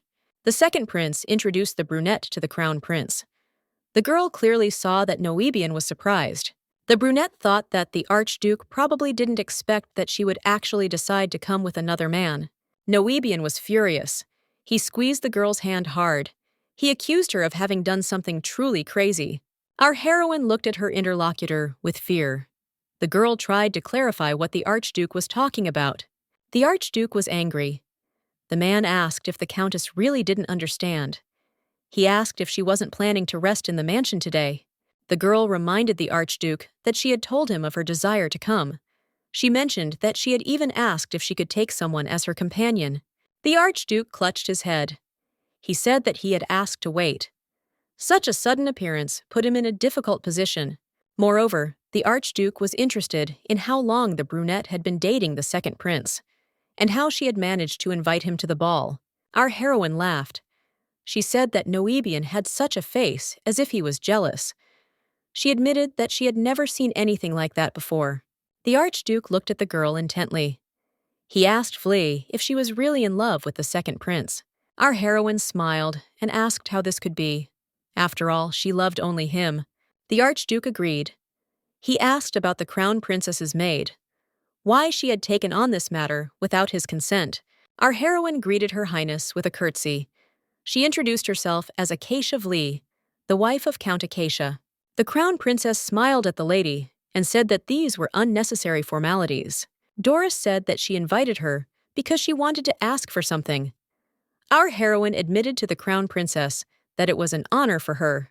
The brunette was curious about how Noebian would react to all this. She asked what she, such a worthless person, could do for the crown princess. The brunette honestly admitted that she did not want her reputation to disgrace the name of the crown princess. The young lady confided that she needed a new maid. The girl believed that the woman she was talking to was perfect for the role. The crown princess looked at Noebian carefully. The archduke froze, not knowing what to say. The girl smiled and asked what Countess Acacia might have said in response to her proposal. Noebian's reaction confirmed the brunette's suspicions. The young man's hands clenched into fists from anger and impotent malice. Our heroine understood that by becoming the crown princess's servant, she would somehow be able to set him up. She might even be able to find new connections to use against him. Looking at her ex-husband Noebian, the brunette promised herself that she would take everything he had and find his weak spots. The second prince watched the proceedings. Adrian admitted to the crown princess that her health might not allow her to carry out the work of her duty. But before the crown princess finds another, more suitable candidate, the brunette will gladly accept this honor. The crown princess politely asked our heroine how Count Acacia was doing. She told her about the rumors that had been going around lately. Noebian glared at the brunette. The girl folded her arms across her chest in a defensive gesture. She asked if she was obliged to discuss this with him. She reminded him that he was not her husband. The brunette was taken aback by such a statement. He stared at the girl in shock. Our heroine boldly reminded the archduke that her husband was Count Acacia, not him. The brunette agreed. He said that he really wasn't her husband. And yet, the young man decided to give the countess one piece of advice. Noebian asked the girl not to get involved with the crown princess. The brunette asked why he said that. After all, he was friends with the crown prince. The archduke insisted. No explanation. The man simply said no contact, period. The girl noticed that this was too much. She only wanted to be useful to him. The brunette said that she had hoped that, as Her Highness's servant, she would be able to become at least a little closer to the brunette. She asked if the man didn't understand that she was just trying to be worthy of him. The brunette breathed a sigh of relief. Suddenly, he pulled the girl to himself. He hugged her tightly, saying Vlai's name. The brunette wondered if she had been deceived. Noebian looked into the eyes of his interlocutor. He asked if she understood him. He wanted to kiss the girl. Adriana decided that Nobayan was out of his mind. She realized that he was constantly looking for an opportunity. She liked Noebian's warmth and touch so much. Well, the girl moved away from her interlocutor, declaring that her love for the Archduke did not give the man the right to treat her like a thing. The brunette said that he was now disgusting to her, and she no longer wanted to hide because she was his lover. Adrian recalled that the emperor's mistress walked around in public without any problem. She asked the Archduke why she had to hide. The girl wanted to clarify that if the brunette didn't want her to get involved with the crown princess or the second prince, then why didn't he act on his own? Our heroine abruptly turned her back to her interlocutor and declared that she had decided to leave. The Archduke found this funny. After all, the Countess had recently been so desperate to become his. And now she dared to show disobedience. Adrian wandered aimlessly for a long time. In the end, our heroine found herself alone in a night park. 10 years had passed since the brunette had followed her father to the imperial palace. She always met Noebian here. Now he irritated her to the extreme. But at that time she simply could not be angry. The brunette was sure that Noebian was the only one who loved her and cared for her. She had loved him since then, and perhaps that was why it hurt so much now. The girl approached the tree on which the drawing was still preserved. Suddenly, Adrian was alarmed by some sound. The girl looked around in fear. The brunette was surprised to see His Highness at the foot of the tree. She asked what he was doing there. She saw that the blonde was very drunk. Rhodes began to assure the girl that he was not drunk. Adrian did not believe him. The brunette asked him to wait here. She wanted to call the servants. Suddenly, the prince's hand grabbed her by the dress. The blonde asked the girl not to leave, switching to the informal you. Rhodes begged the brunette to sit next to him. He asked the girl to stay with him. Adrian looked at Rhodes in surprise. The young man continued to hold her by the hem of her fluffy dress. The brunette was forced to sit down next to His Highness. The girl thanked him for coming with her today. The blonde was silent. The girl thought that it looked like the prince had drunk a lot. Adrian decided to disturb His Highness. She said that, as it seemed to her, it was time for them to return. Suddenly, a loud bark was heard from the side, and a large dog jumped on the young people. Holding the dog in her arms, the girl wondered if it was really Kavan. Well, that couldn't be, because the Archduke had given Kavan to the Trobic estate. But the girl realized that the dog really did look like him. She wondered how Kovan was doing. The dog licked the girl with a rough tongue. The brunette tried to dodge and asked the dog where it came from. Adrian turned to His Highness. The girl showed that there was a cute little dog here. Rhodes brought his face closer to the brunette. He felt very strange. He was perplexed. If the blonde wasn't going crazy, and if this wasn't delirium, then why did he see it? He asked himself why. The blonde took the girl's hand. He wanted to understand why this girl was like a copy of Adrian.